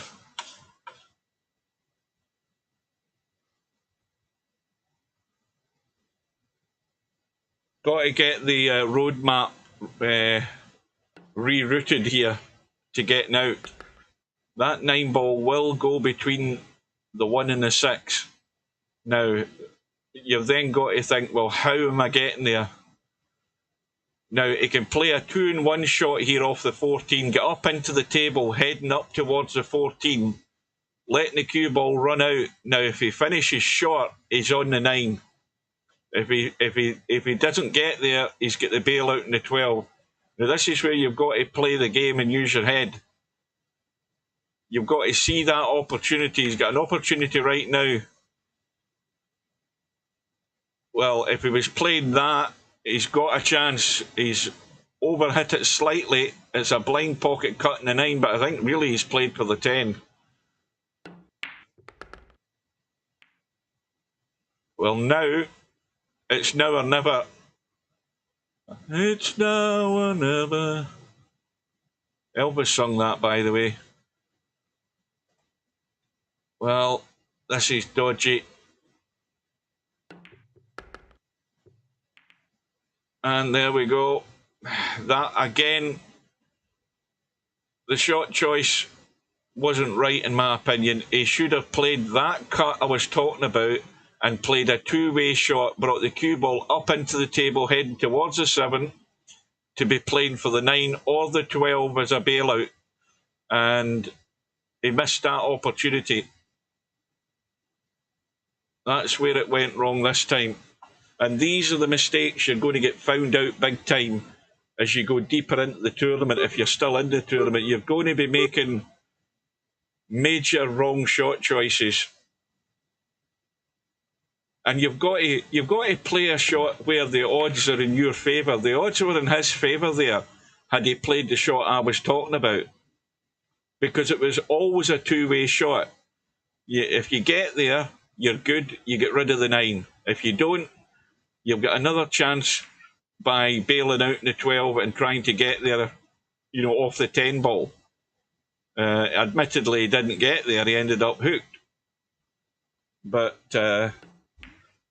you see the table as you see it, but that wouldn't have been my choice. I would have tried to give me the edge by playing my two-way shot. I don't know whether any of you agree with me.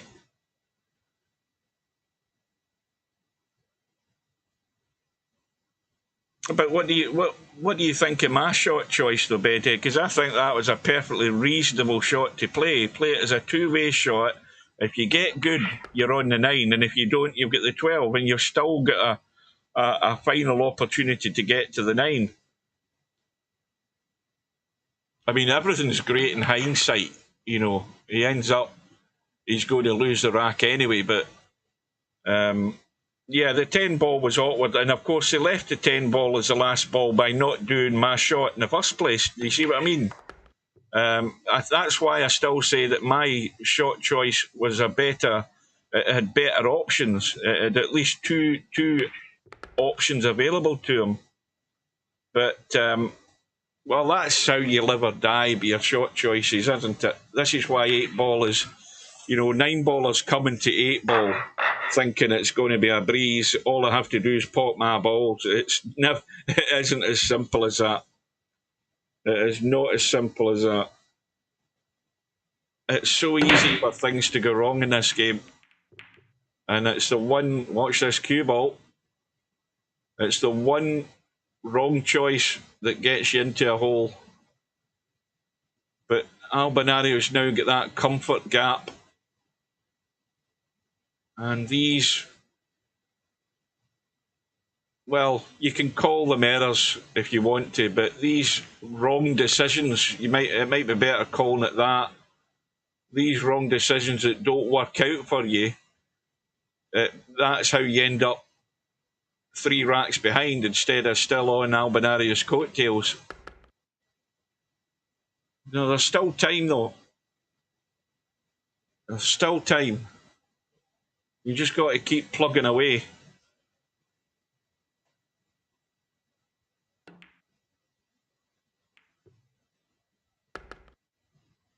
Well, that 3 ball wasn't for going in until gravity just took hold there.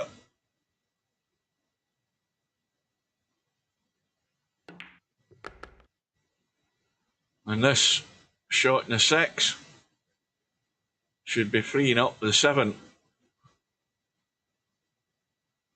All he wants to do is bump the 12. That's all he wants to do. He's got to hit this firm. He doesn't want to baby it. He just has to hit it firm and get the 12 out of the way.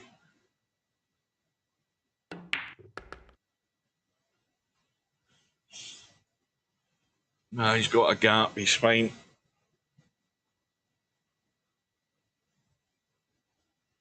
A little cheeky spin through the gap, is it? Yes, it is. That's what I call a little cheeky spin. He's going a bit too far, though.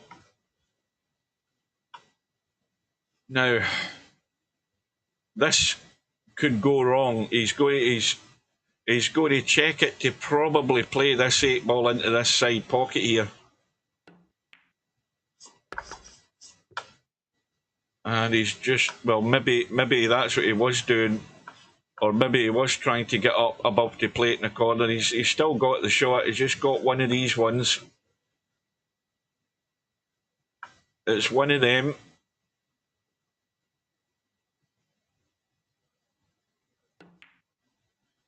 But right in the heart of the pocket.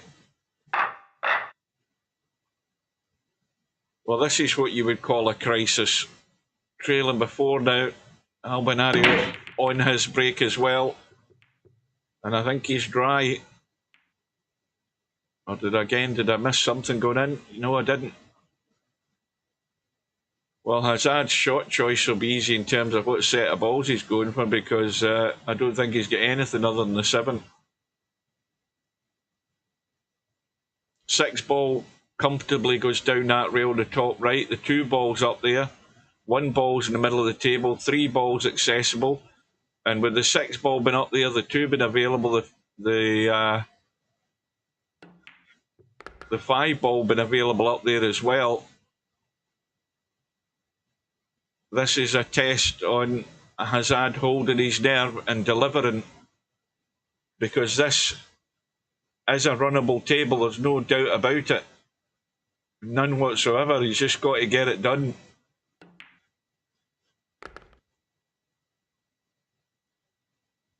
Now he's left himself more than enough angle on the 6 to cut that 6 and bump the 14 and hold for the 5.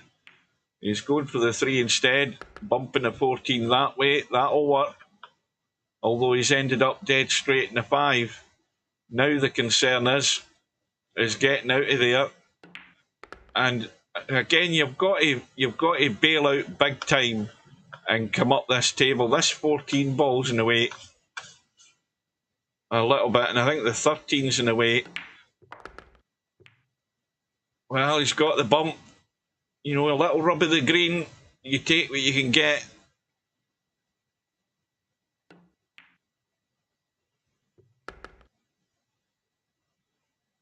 Now, 6 ball clearly doesn't go into the left side, because that would just be a little dink. He's looking to... Well, I'm not sure what he's looking to do here.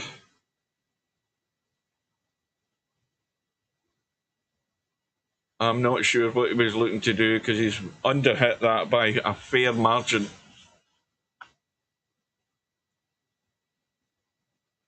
Had he checked the side pocket to notice that the 9 ball was there? I'm pretty certain he must have, and the cue ball's going to go as well, and it's all coming apart at the seams here for Hazad.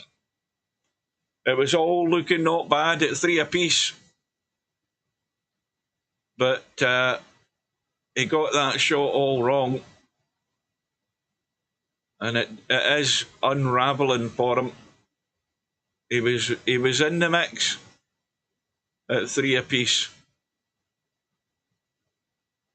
And that's why you've got to stay on it. Oh, he didn't notice that the 9 had moved, you think? I wasn't paying that much attention. I'm too busy looking at the shot that's on, but maybe you're right. But this is where, I mean, there's absolutely no excuse for that anyway, because you should always be just getting your bearings so that you are aware of what's happened if things have moved. And you should always know where you're going before you move. And that's like the basic thing you'd be learning. You know, don't commit yourself to a shot until you're 100% certain of where you're going and where that cue ball's going to go.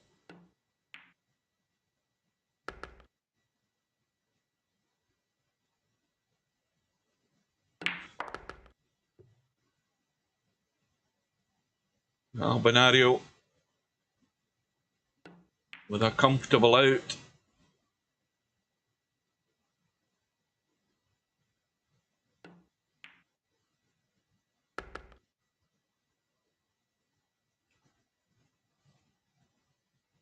How many's that in a row? Is that must be like 5 in a row, isn't it? I'm sure it was 3 apiece.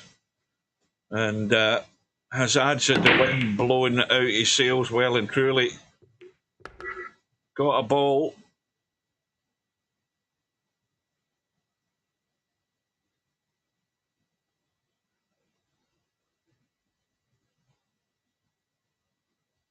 Well, I think he's just looking for a wee bit of respectability in the scoreline. Another couple of racks, certainly, if he can.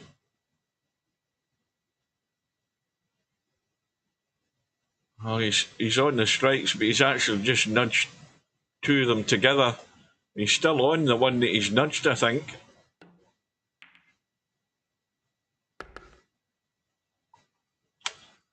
Right, now, 9 ball, got to commit to the 15 ball, or whatever ball he takes to get there. Now, he's left that shot. I think the 9 ball was far easier to get to that 15 ball. He's in trouble already here, unless he can come cutting across and bump the 8 ball. He's in trouble.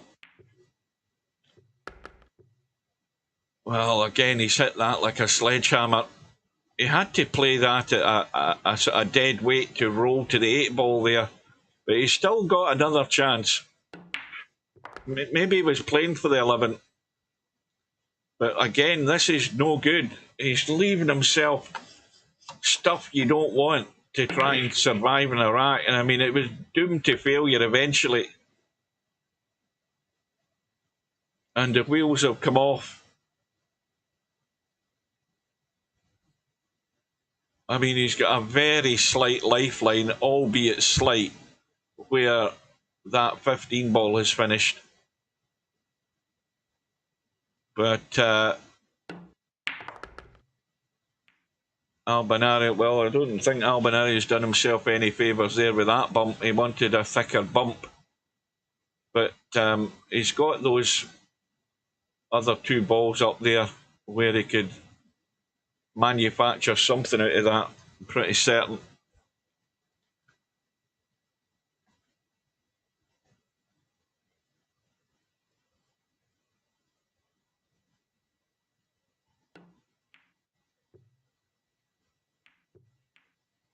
Well, if there's any doubt, get nasty, and he's quite right. Let Hazad deal with the problem. He'll do Albinario a favour getting any sort of bump and breaking these 2 open.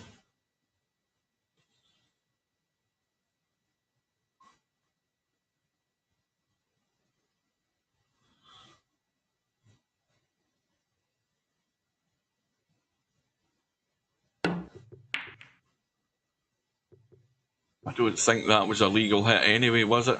I don't think it was. I think he hit the 4 first. Right, so another free go from Albinario's safety. And this is what you have to do. You've just got to be ruthless. Never give anybody any glimmer of hope that they're getting back into this by doing anything daft. If you can nail them down and lock them up, do it. If they're only in pain, then what you're trying to do is inflict agony on them. That's the rule. You know, don't give them a breather. Punish the mistakes. Make them think about their lost opportunities and how they've got themselves out of line, how they've failed to get the job done on more than one occasion. Let them stew about it. It's all about making them suffer. And that's what it is at the top end of any sport. The top players bury you. If you give them a sniff and you show any sign of weakness, they're all over you like a rash. So Albinario has now stretched that lead to 6. And who's going to argue that Albinario is not going to be the problem player to deal with if you bump into them? I think that's a given. I don't think there's anybody who'll argue that. But if your game falls short of the mark, that is that you're not taking advantage of dry breaks. You're not taking advantage of good tables when you do get a good break. If you fall short of the mark in any of those, then you're probably not going to beat this guy. You can't be sitting thinking, well, Albinario's going to have a bad night. And he will have a bad night. He will have a bad match. I mean, what was that match he was in trouble that I streamed and I've totally forgotten? Was it Rosin? Who the hell was he playing? Where Albinario... it was Rosin, I think. Albinario was like, what, 6-2 behind or something at one time? And if you start making that odd mistake, you're giving him that lifeline, you're giving him that hope. That's exactly it. You're right. It was Rosin had Albinario beat. It went to the final rack decider. And Rosin had that cut back on the 8 ball that caught the long rail knuckle and it hung up, and that was it. And, you know, Albinario had a big scare in that match. Huge scare, but Rosin had him on the ropes. I mean, Albinario had probably a couple of 8 counts if it's if we're using a boxing analogy. Right, well, I think I'm getting the impression that the focus isn't quite 100% now from Hazad.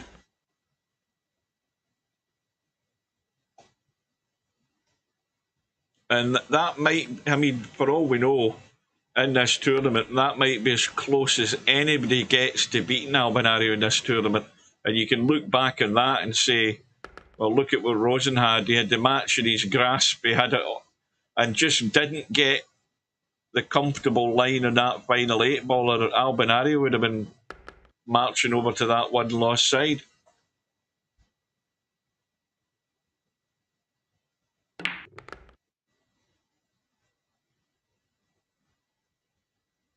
Well, I think he's okay. He can get away with that. What ball's that that's up there? That's his 10-ball.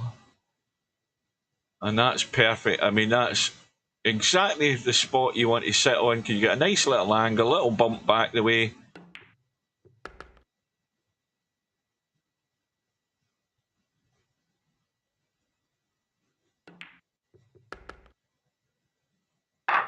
And Albinario, one away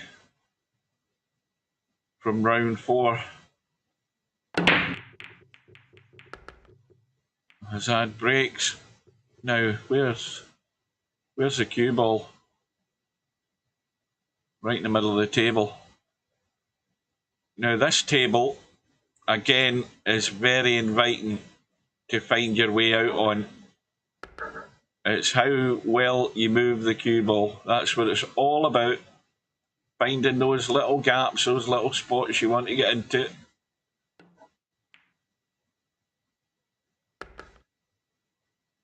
So, the 10-ball is the last ball that's up the table. And the priority is to get on to one of these 2 balls. And that's it, folks.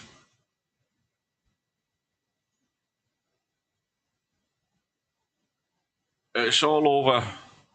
I'm going to stick my neck in the block.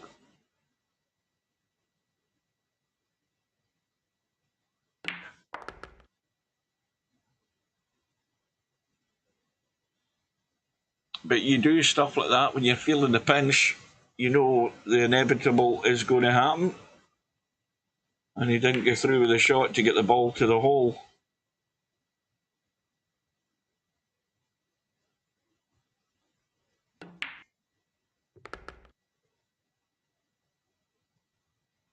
Well, this is going to be... I need to maybe watch the earlier part of the match, but I'm pretty certain this is 8 in a row for Albinario. Anybody who has been paying better attention than I have will confirm that. I'm sure it was 3 apiece, and it's 8 racks in a row.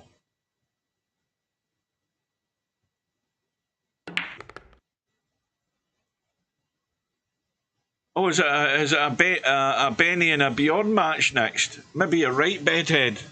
Well, Albinario as solid as ever. Hazad was doing okay up to 3-all, and the errors started popping in. Made a couple of wrong shot choices. You know, that 15-ball should have been dealt with a lot sooner. Unforced errors, and these are all punished severely. So it's an 11 racks to 3 win for Albinario. And he said it himself there. He started out strong, Hazad, and then it did fall apart in the end. Self-inflicted damage is the worst pain you can suffer. Right, so let's just get confirmation of that. That's my nickname now for Albinario in bedhead. Benny and Bjorn, the 2 Swedes in round 4. That'll be a good match. Bedhead's on form. He's been playing solid enough. And of course, you've got Rabi, who had a great win against Coldest Pillow. 11 racks to 8. Rabi now has to step up his game if he's going to survive on that winner's side, because he's got the tough one against Cobra. And sooner or later, they're all going to meet up. They're all going to take one another out one way or another. The one loss side, we've got Bankster and MC Clarkey. Now, these matches, the deadline date for those is October the 16th. Though I should have pointed that out as well. Round 4 matches are October. Wait a minute. 1, 2, 3, 4. October the 21st. So, where the hell was I going there? Hang on, I've lost my train of thought. Aye, that's where it was. We've got Bankster, MC Clarkey. Hazad now has moved across to the one loss side, and he's got another tough one against Larry. And, you know, maybe Hazad has had his bad match tonight. He's going to be up against Larry. That'll still be a big test. We've got Coldest Pillow with Spectredawn now. So, Coldest Pillow, having suffered that defeat from Rabbit, is now up against a contender for one of these titles, Spectredawn. And up above there, we've got, as we've seen, we've got Rosin, who's through there to play Defty 2. But if you weren't here earlier, Rosin and Fast Eddie are still going to play their match, and obviously depending on the outcome will depend on whose name will be there for that match, because Steve's going to change the result for the player that goes through, depending obviously on the outcome. If Rosin wins, nothing changes. If Fast Eddie wins that match, then that will change to Fast Eddie. So that is it, folks. So now looking at the bracket, the schedule, sorry, we've got nothing there. And there's still time for matches to be arranged. They may pop up over the next day or so. Just need to keep an eye on that. So that's it for tonight, folks. Thanks for your company. Well done once again to Spectredawn and Albinario.